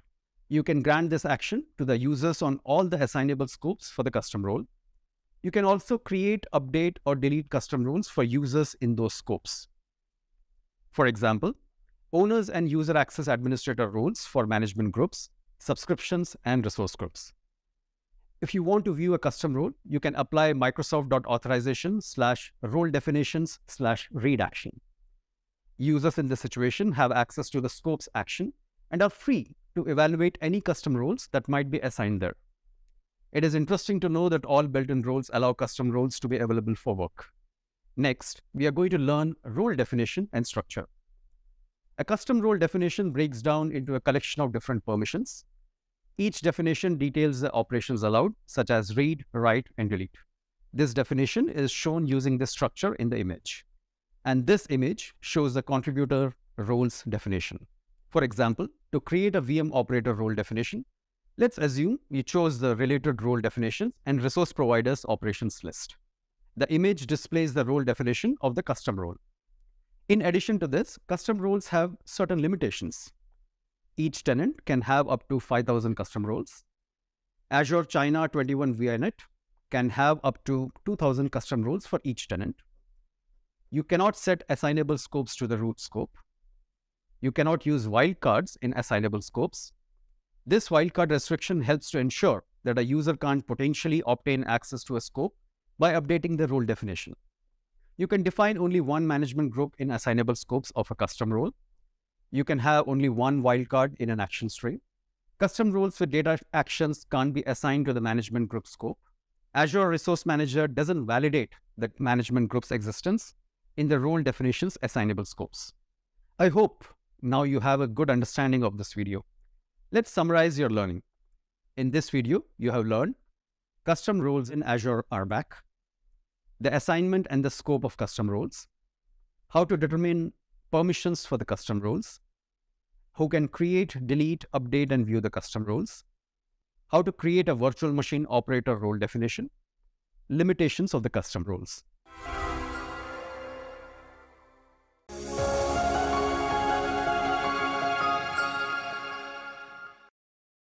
Imagine that your team is in the process of developing a new cloud-based application for a large enterprise. Your application includes processing sensitive data, so its security and integrity are essential. While planning the process, you realize that multiple processes might interfere with each other and compromise the data. So, to prevent this, you decided to implement resource locks. Hello, and welcome to the video on Overview of Resource Locks. In this video, you will learn the definition of Azure Resource Locks, lock inheritance and the scope, who can create and delete resource locks, their considerations, and resource lock security. Let's begin with what is Azure Resource Lock. Azure Resource Locks is an Azure feature that helps prevent the deletion or modification of the resources within an Azure tenant. The locks can be applied to subscriptions, resource groups, or individual resources. Azure Resource Locks are the two types. Cannot delete. You can modify and read, but cannot delete the resource group. Read only. You can only read such type of resource, but cannot modify or delete it. What is lock inheritance? When you apply a lock at a parent scope, all resources within that scope inherit the same lock. This applies to the subsequently added resources. Suppose you want to apply the delete lock on a particular resource. If you try to delete its resource group, the cannot delete feature restricts deleting the entire operation. It would be best to keep the resource even though the resource group and its related resources are locked. The scope for locks can be management group, where the lock will be inherited by all subscriptions. Subscription, where the lock will be inherited by all resource groups in that subscription. Resource group, where the lock will be inherited by all the resources in that resource group. Resource, where the lock applies to a single resource. Do you know the considerations you should consider before applying the locks? Here are a few examples. A read-only lock on a storage account prevents users from listing the account keys, protects role-based access control, frequently referred to as RBAC assignments, scoped for a storage account or a data container, blob container or queue, prevents the creation of a blob container. A read-only lock on a resource group contains an app service plan, prevents you from scaling up or out of the project. A virtual machine prevents all users from starting or restarting a virtual machine. An automation account prevents all runbooks from starting. A read-only locks on an app service resource prevents Visual Studio Server Explorer from displaying files for the resource because that interaction needs to write access. A subscription prevents Azure Advisor from working correctly. The advisor is unable to store the results of their queries. An application gateway prevents you from getting the back-end health of the application gateway.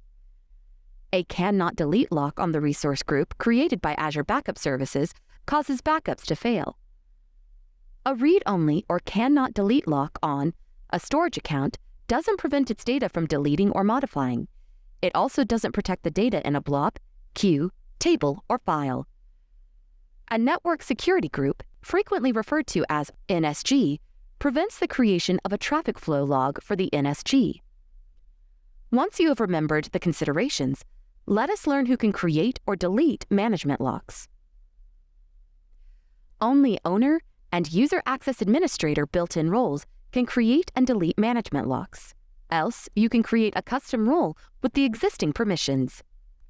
In addition, you should have access to Microsoft.authorization / or Microsoft.authorization/locks/* actions.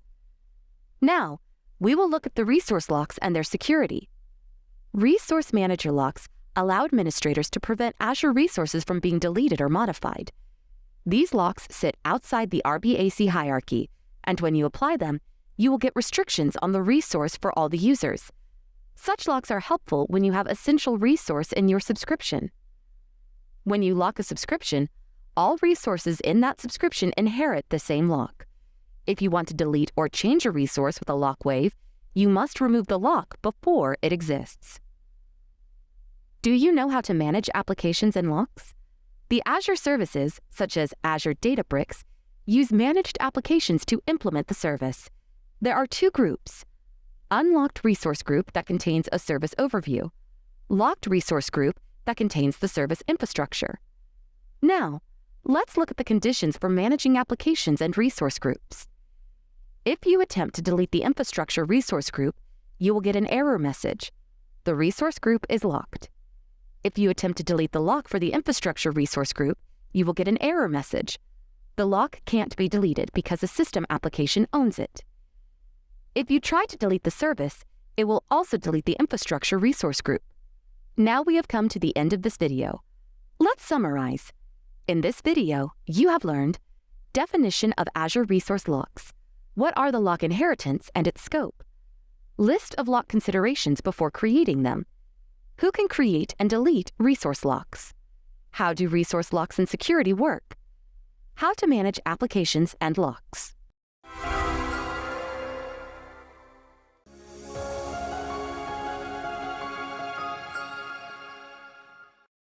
Imagine the large financial services company you work for has moved its applications and data to the cloud.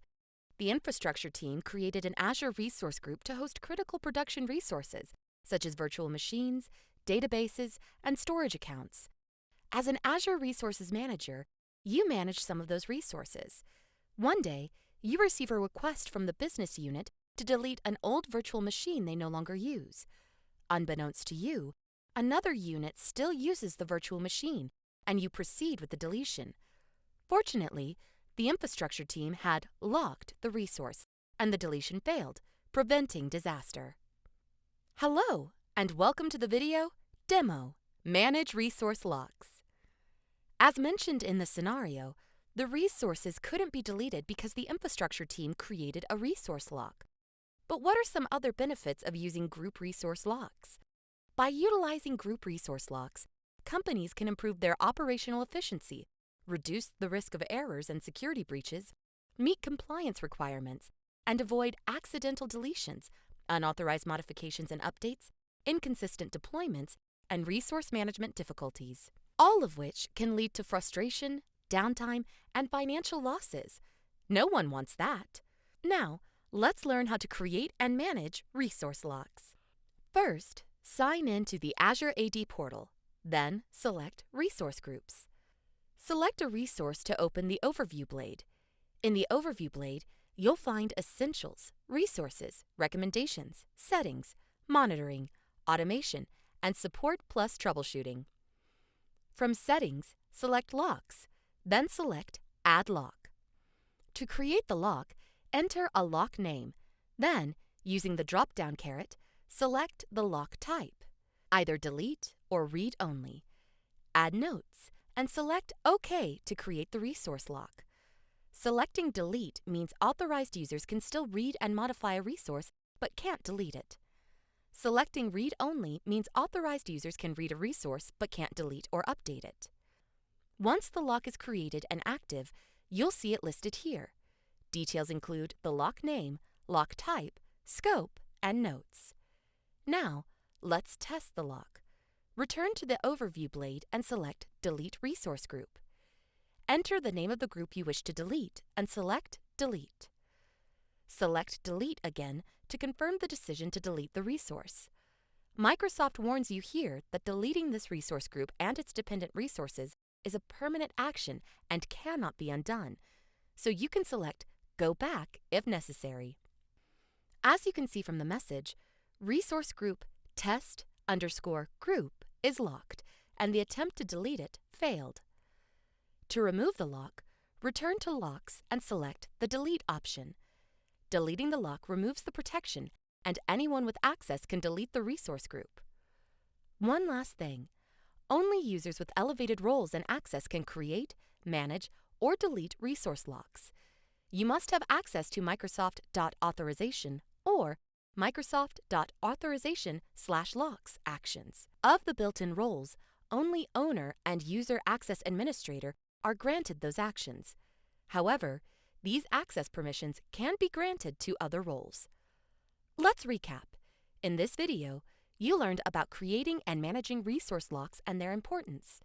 You learned that only users with elevated access and roles could create, manage, or delete resource locks, and that resource locks can prevent accidental deletions or modifications to important resources.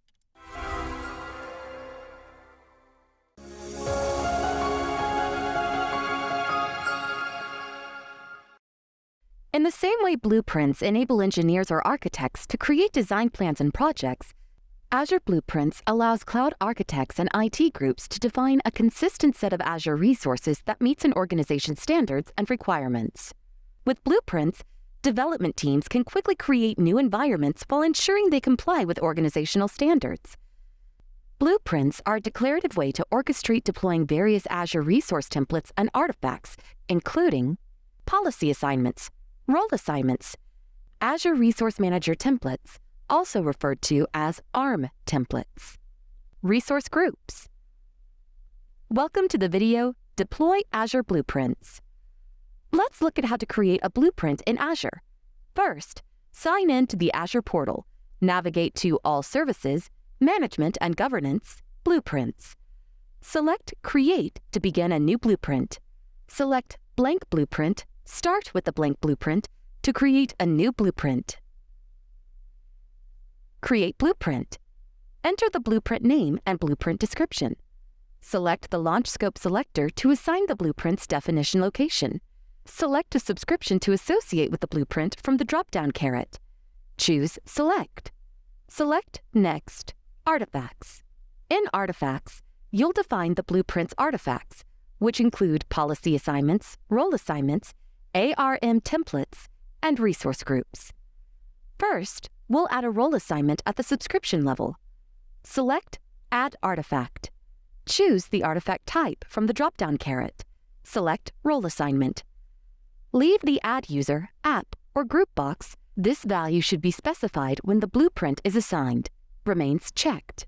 Then select Contributor from the Role drop-down caret. Select Add and Save Draft. Next, we'll add a policy assignment at the subscription level. Select Add Artifact. For artifact type, select Policy Assignment. Change type to Built-in. In Search, enter Tag. Change focus out of Search for the filtering to occur. Move your cursor out of the search box. Select Append a tag and its value to resource groups. Select Add. Now, it's time to add a resource group at the subscription level. Under Subscription, select Add Artifact. Using the Artifact Type drop-down, select Resource Group. Leave the artifact display name, resource group, and location blank. Ensure the checkbox is checked for each parameter property to make them dynamic parameters. Select Add. Finally, we'll add a template under the resource group. Under Resource Group, select Add Artifact. Using the Artifact Type dropdown, select Azure Resource Manager template.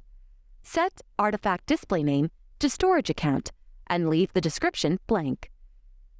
Paste a JSON ARM template into the editor box on the Template tab. If you import a template, be sure it is JSON and does not include HTML. After pasting the template, select the Parameters tab. Note the template parameters, storage account type, and location were automatically detected and populated but configured as dynamic parameters. Uncheck the Storage Account Type checkbox to see that the drop-down list contains only values included in the ARM template under Allowed Values. Select the box to set it back to a dynamic parameter. Select Add. Select Save Draft.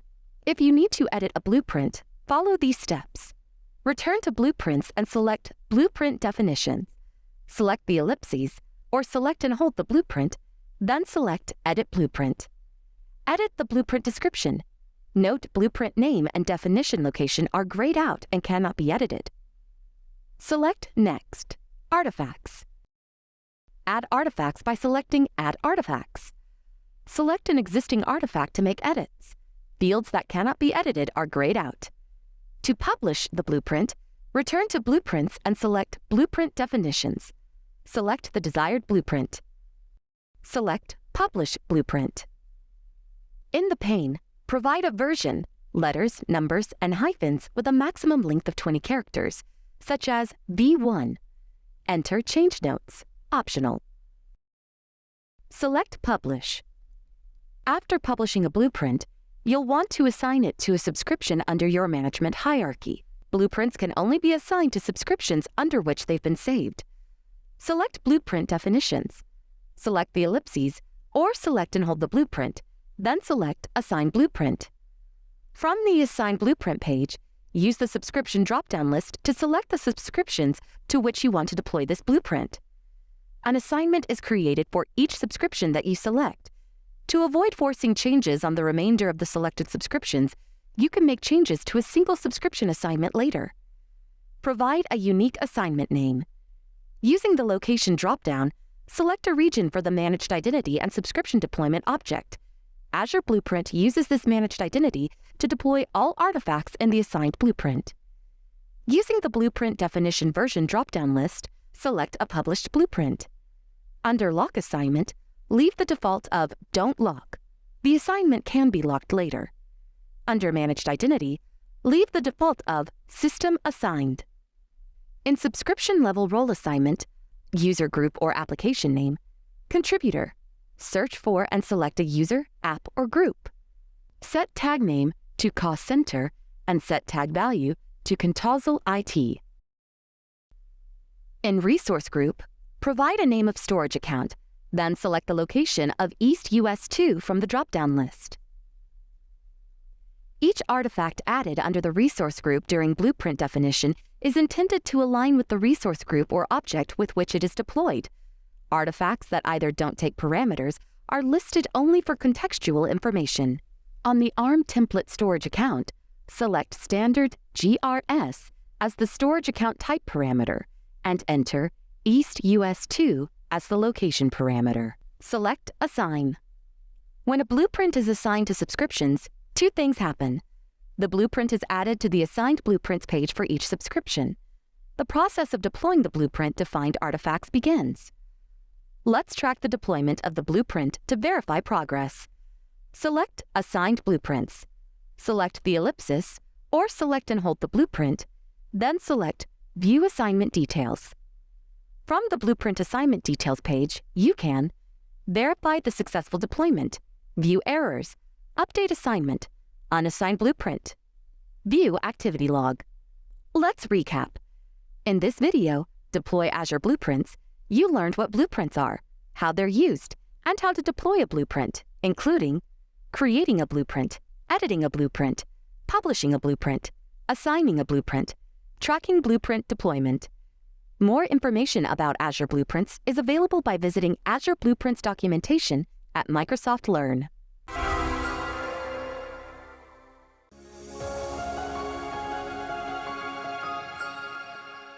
Microsoft Azure uses a hierarchy of organizations, subscriptions, licenses, and user accounts for consistent identity and billing management. An Azure Active Directory AD tenant created upon sign-up represents your account.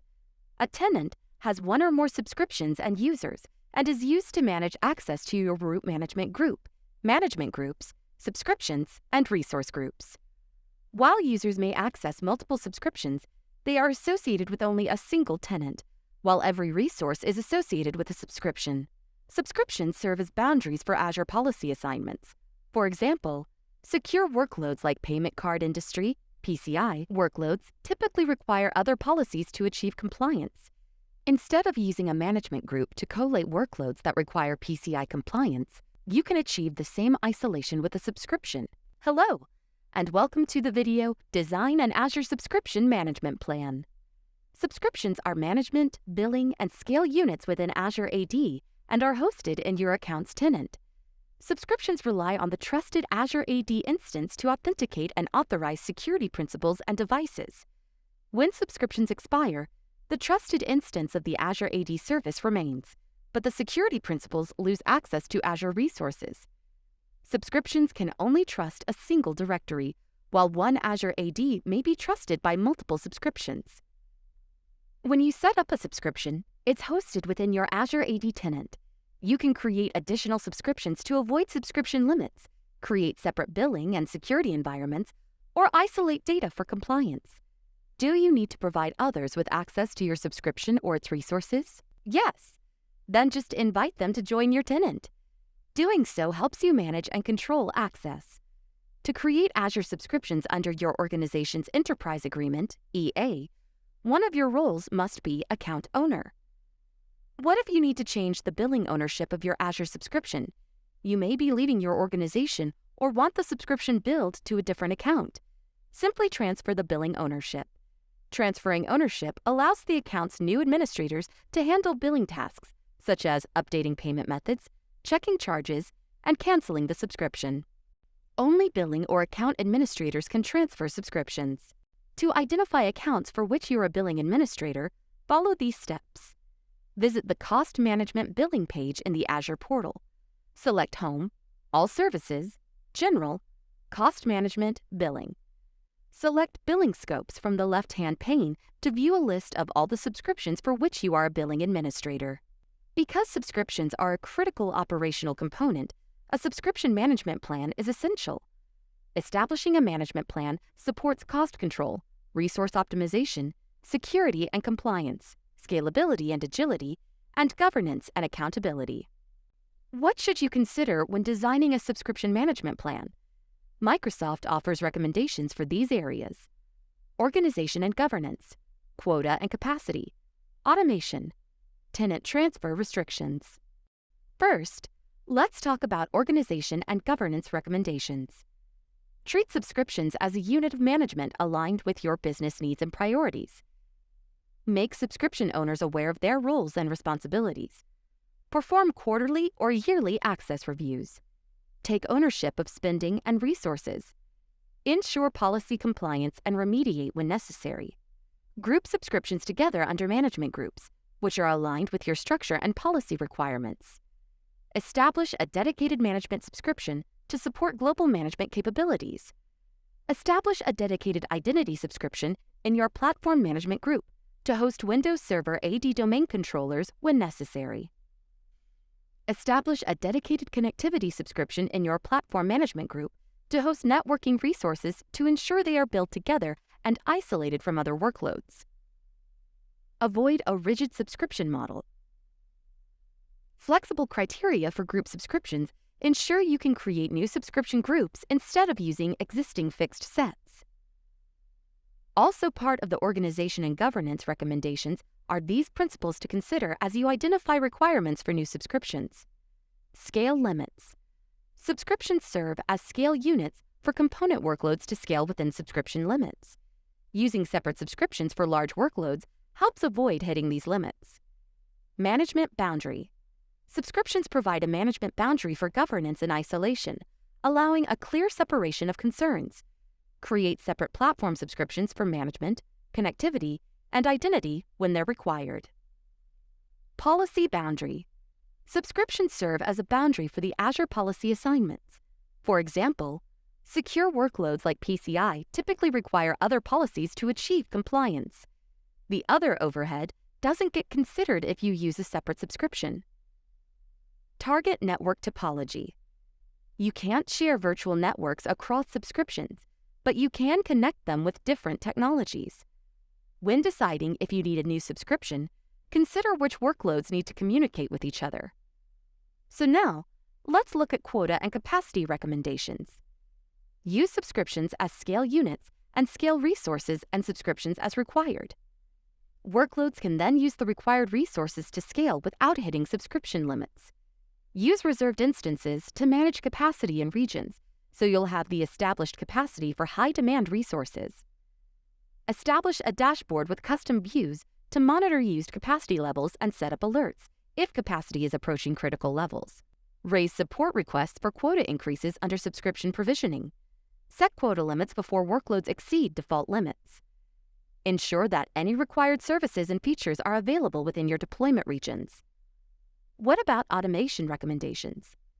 Build a subscription vending process to automate the creation of subscriptions for application teams via a request workflow. Finally, there are the tenant transfer restriction recommendations. Configure a limited list of exempted users. Configure the following settings to prevent users from transferring subscriptions to or from your tenant. Visit subscriptions in the Azure portal. Select Home, All Services, General, Subscriptions. Select Subscriptions, leaving Azure AD Directory to Permit No One. Select Subscription entering Azure AD Directory to Permit No One. Select Save Changes. Let's recap. In this video, you learned about designing a management plan for your Azure tenant subscriptions. You discovered where subscriptions belong in the tenant hierarchy and their relationship to other resources. You also found out who can transfer subscriptions and how to see if you have the appropriate role. We discussed Microsoft's recommendations for designing a management plan and showed you how to configure permission settings to prevent others from transferring subscriptions to or from your tenant.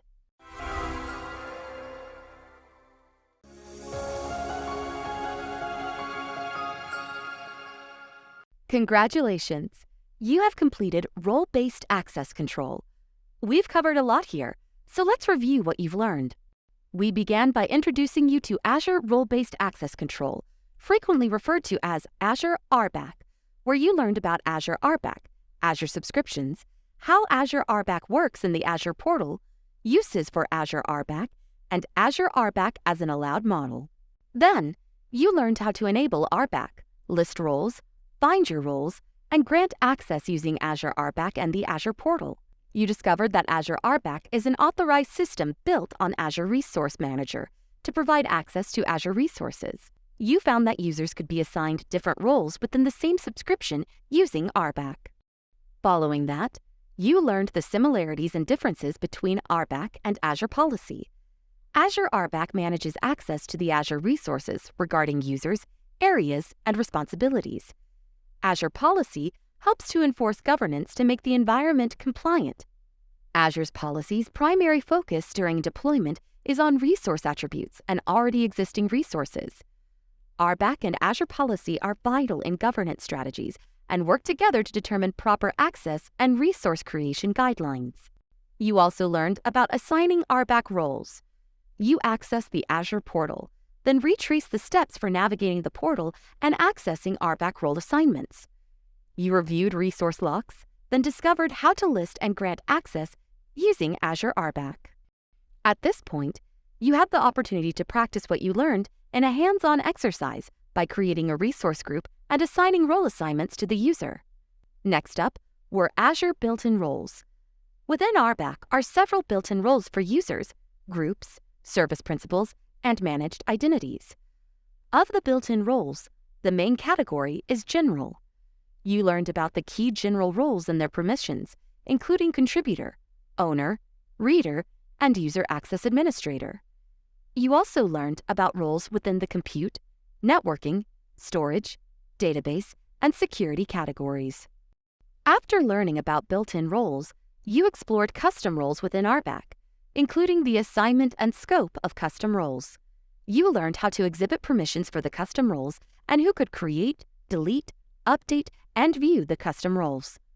You learned that you could assign custom roles to users, groups, and service principals at different scopes, such as subscription, resource group, or resource. You also learned that you could create custom roles using the Azure portal, Azure PowerShell, Azure CLI, or the REST API. Once you explored custom roles, you discovered how to create, manage, delete, and define them in Azure.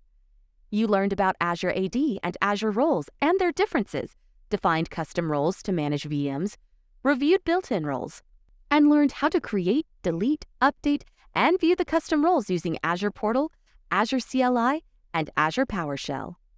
An introduction to resource locks came next. Here you learned what resource locks are, lock inheritance and scope, who could create and delete resource locks, lock considerations, and resource lock security. You discovered that Azure Resource Locks is an Azure feature that helps prevent the deletion or modification of the resources within an Azure tenant. Resource locks can be applied to subscriptions, resource groups, or individual resources. Following the introduction to resource locks was a walkthrough of creating and managing resource locks, which began with a scenario demonstrating the importance of resource locks. You saw that resource locks prevented an important resource from being deleted. You found out that by using resource locks, companies can improve their operational efficiency, reduce the risk of errors and security breaches, meet compliance requirements, and avoid accidental deletions, unauthorized modifications and updates, inconsistent deployments, and resource management difficulties. You also had the opportunity to practice creating and managing resource locks in a hands-on exercise. Then, you learned about Azure Blueprints. You discovered that Azure Blueprints allowed cloud architects and IT groups to define a consistent set of Azure resources that meet an organization's standards and requirements, and that development teams could quickly create new environments while ensuring they comply with organizational standards. You learned that blueprints are a declarative way to orchestrate deploying various Azure resource templates and artifacts, including policy assignments, role assignments, Azure Resource Manager templates, resource groups. You were also shown the steps for creating, editing, publishing, assigning subscriptions to, and tracking the deployment of blueprints. Finally, you learned about designing an Azure subscription management plan. We reviewed the AD tenant hierarchy, including subscriptions, which discuss the function and purpose of subscriptions within the tenant. You learned that additional subscriptions could help avoid reaching subscription limits, create separate billing and security environments, or isolate data for compliance reasons. You learned that establishing a management plan for your subscriptions is essential, and that subscription management plans are designed based on best practices and recommendations from Microsoft. Phew! You learned a lot, didn't you? Now, it's time for the graded quiz. Prepare by reviewing your notes and materials. Best of luck!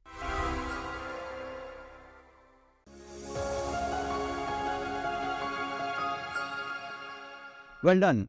You have reached the end of Course 2, Identity Protection and Governance. Throughout this course, you have covered quite a few essential concepts. In this summary, we'll recap the lessons and readings to help strengthen your understanding and boost your recall. Let's get started. Week 1 began with an overview of Azure AD Identity Protection. You learned how Azure AD Identity Protection is used by security engineers about risks and the workflows used to address them. And you saw how Azure AD Identity Protection has policies for multi-factor authentication, frequently referred to as MFA, the risk associated with sign-ins, and conditional access. Configuring risk event detections was next. You learned how configuring risk-based policies helps protect users, how it can identify risky sign-in behavior, how actions can trigger risk detection, and that how you can enable a user or sign-in risk policy for enforcement. Implement user risk and sign-in policies. You learned that Azure AD Identity Protection has different types of policies based on the type of risk. The user risk policy calculates the standard for a user's behavior, and the sign-in risk policy evaluates the probability that an authentication request isn't authorized. In MFA and identity protection, you learned how MFA is deployed, configured, and enabled. Then you discovered the conditional access is the tool Azure AD uses to bring signals together, make decisions, and enforce organizational policies. In implement access reviews, you learn that access reviews enable organizations to manage group memberships, access to applications, and role assignments. Then you participated in a hands-on activity, demonstrating what you learned. After that, you discovered how to investigate using reports and remediate risks detected by Azure AD Identity Protection and deal with any user accounts that might be blocked. Then you explored the zero trust model. Based on the never trust, always verify principle, you learned that this model helps secure resources by eliminating unknown and unmanaged devices and limiting lateral movement. The evolution of identity management followed.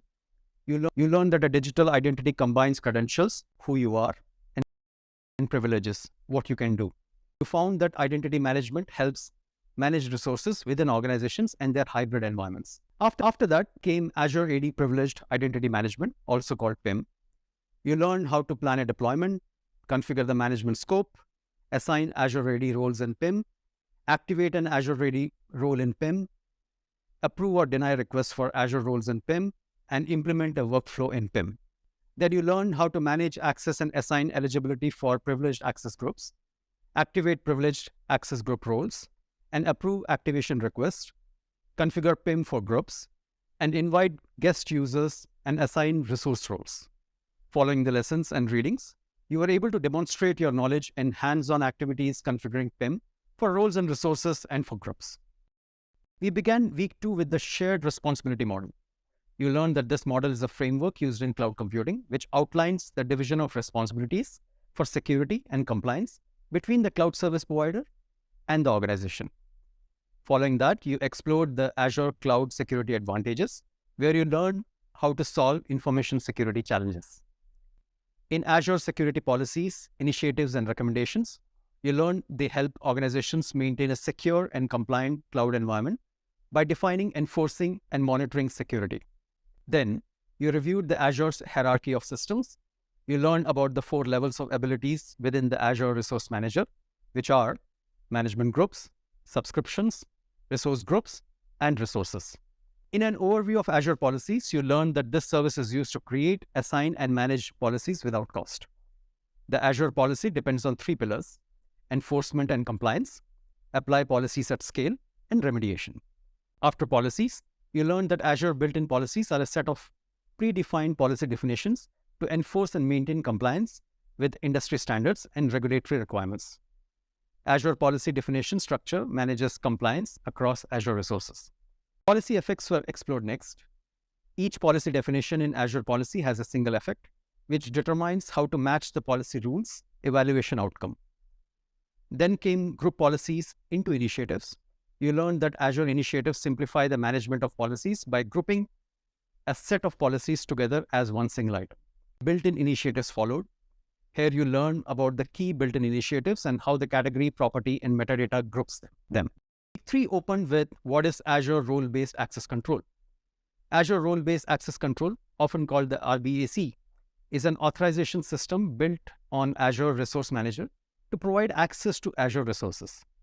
Azure RBAC grants access by assigning the appropriate Azure roles to users, groups, and applications at a specific scope. Next up were built-in roles.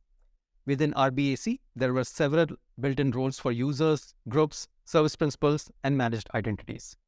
You learned about the key roles and their permissions. You also learned about roles within general, compute, networking, storage, base, and security categories. Following that, you discovered how to create, manage, delete, and define custom roles in Azure. You learned about roles and their differences, and how to create, delete, update, and view the custom roles using the Azure portal, Azure CLI, and Azure PowerShell. Then came creating and managing resource logs. You found out that by using resource logs, companies can improve their operational efficiency, reduce the risk of errors and security breaches, meet compliance requirements, avoid accidental deletions, limit unauthorized modifications and updates, curtail inconsistent deployments, and minimize resource management difficulties. Next, you discovered that Azure Blueprint allows administrations to define a consistent set of resources that meet an organization's standards and requirements. You learned that blueprints are a declarative way to orchestrate deploying various resource templates and artifacts, including policy assignments, role assignments, Azure Resource Manager templates, resource groups. You also learned about designing an Azure subscription management plan. We reviewed the tenant hierarchy, including subscriptions, and discussed their function and purpose. You learned that additional subscriptions could help avoid reaching subscription limits. Goodness, you learned a lot, didn't you? Fantastic work. Now you're ready to complete the course project. You'll have the opportunity to put your learning into practice, receive valuable feedback from your peers, and provide valuable feedback to your peers in this exciting project. Good luck.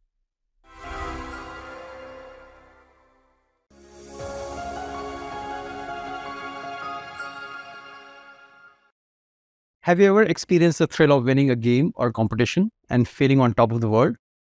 Winning gives a feeling of accomplishment and pride. Graded assessments allow you to get this sense of accomplishment and see how your hard work pays off with a good score. Hello, and welcome to the video about the graded assessment. In this video, you will learn important details related to the graded assessment at the end of the course. You have learned all the concepts covered in the course Identity Protection and Governance. You might have completed the hands-on exercises to strengthen your learning. It is time for the final graded assessment, which will test your understanding of securing access with Azure Active Directory. The graded assessment evaluates your knowledge and understanding of the course content. It provides valuable feedback on your exam-taking skills, such as time management and test anxiety, that you can apply to your exam preparation strategy for the AZ-500 certification exam. The graded assessment also provides valuable insight into areas you need to improve. There may be several aspects of the assessment that you're curious about, including the number of questions, how the scoring will be done, and the assessment duration. To better understand these details, let us dive deeper into the specifics. What types of questions can you expect in the final graded assessment? The graded assessment consists of multiple choice questions. You will often be presented with a scenario that you must carefully analyze to answer the question correctly. You will notice that the question formats are similar to the knowledge checks you have completed throughout the course and the module-level graded assessments. We have designed this question format to help you feel more at ease with the type of questions commonly found on the AZ-500 exam. Each question in the graded assessment carries a value of 1 point, with a total of 20 points available for you to earn. It is important to note that there is no negative marking for incorrect answers. Even if you're unsure about a particular question, it is still worth attempting to answer it to the best of your ability. Do not be afraid to make an educated guess if needed. In addition, the graded assessment allows you to navigate back and forth between questions and modify your answers before submitting your final responses. This feature allows you to review your work and make any necessary adjustments to ensure you are fully satisfied with your answers before submitting the assessment. It is important to note that you must achieve a score of at least 80% to pass the assessment. This means that out of the 20 questions, you will need to answer at least 16 correctly. It is important to take your time and read each question carefully before selecting your response. What is the assessment duration? To ensure you have ample time to carefully consider each question and provide thoughtful responses, we have designed the final graded assessment to last 1 hour, giving you approximately 3 minutes to answer each of the 20 questions. Unlike the AZ-500 exam, there is no time pressure to complete the assessment within the stipulated time, as no timer will stop you from continuing after the allotted time has passed. Nevertheless, we strongly advise you to complete the assessment within 1 hour to practice for the speed expected in the AZ-500 exam. As you prepare for the graded assessment, remember that you can still brush upon any key concepts that you may need to review. Take advantage of this time to refresh your knowledge and ensure you feel confident in understanding foundational security concepts such as the shared responsibility model. To prepare effectively for the AZ-500 certification exam, we recommend that you recreate a similar environment for this graded exam. This includes finding a quiet space to take the exam and closing all other applications and browser pages to simulate the exam conditions. You may remember that for the AZ-500 certification exam, you have the option to take the exam at a test center or from the comfort of your own home. Best wishes for the final graded assessment of the course Identity protection and governance.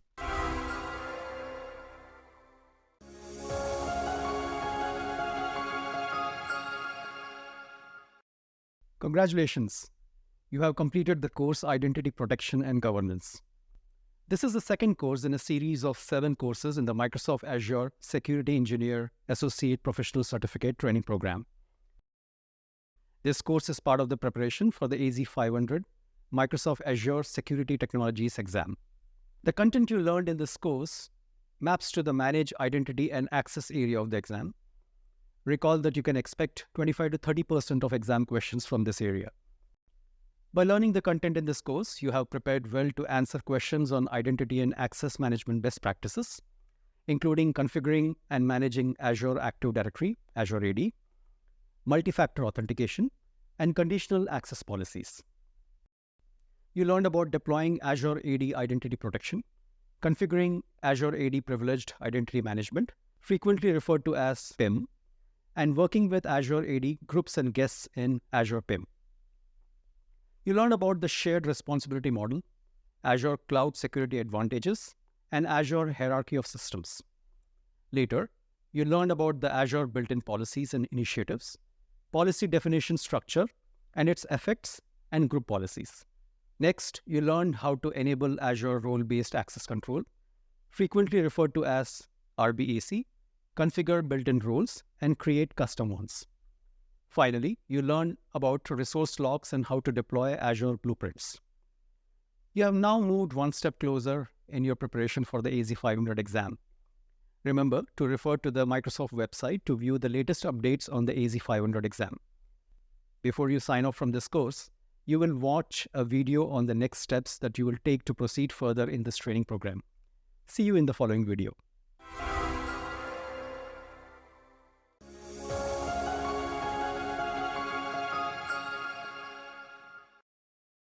Well done! You have made it to the final video of Identity Protection and Governance. Take a moment to acknowledge and celebrate this accomplishment. Your next step is to move to the next course, Implement Platform Protection.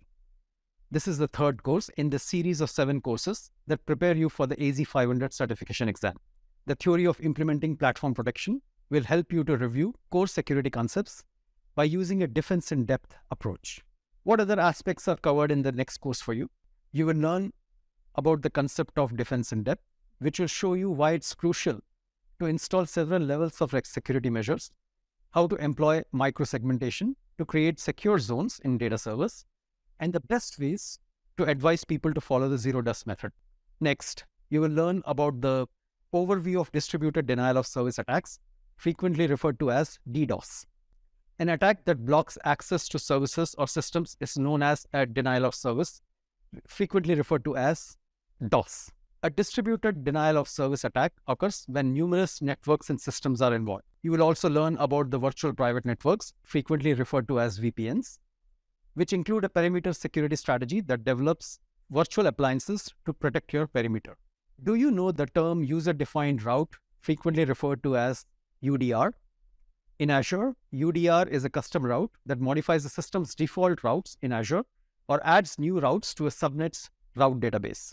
You will also get knowledge of how to manage outbound network access by deploying Azure Firewall implementation, which is a crucial component of a comprehensive network security strategy. Next, you will learn about network address translation, frequently referred to as NAT, which is a routing rule that switches traffic between public and private IP addresses in Azure resources. You will also learn about the network traffic that can be filtered to and from Azure resources in an Azure virtual network with a network security group, frequently referred to as NSG. You will also get knowledge about how to enable service endpoint. The Azure service receives your virtual network's identification from a virtual network service endpoint. Next, there is learning about Azure Application Gateway, which balances web traffic and enables you to manage traffic to your web applications. It also talks about the critical component of protecting your applications by encrypting data in transit. Using encryption, these messages' contents are shielded from unauthorized users' attempts to intercept and read them. What else is there? Web Application Firewall, frequently referred to as WAF, offers centralized defense against common vulnerabilities and exploits for your web applications. Finally, through performance optimization and immediate global failover for high availability, Azure Front Door gives you the ability to define, control, and track the global routing for your web traffic. Who doesn't like to try out things themselves? The Implement Platform Protection course provides you with practical skills through hands-on exercises. For example, the course provides step-by-step instructions on configuring and implementing Azure Application Gateway, firewall protection, Azure Front Door, and virtual network applications. In this video, you learn that your next step is taking the third course in this training program, Implement Platform Protection. Are you ready to take your Azure security skills to the next level? See you in the next course.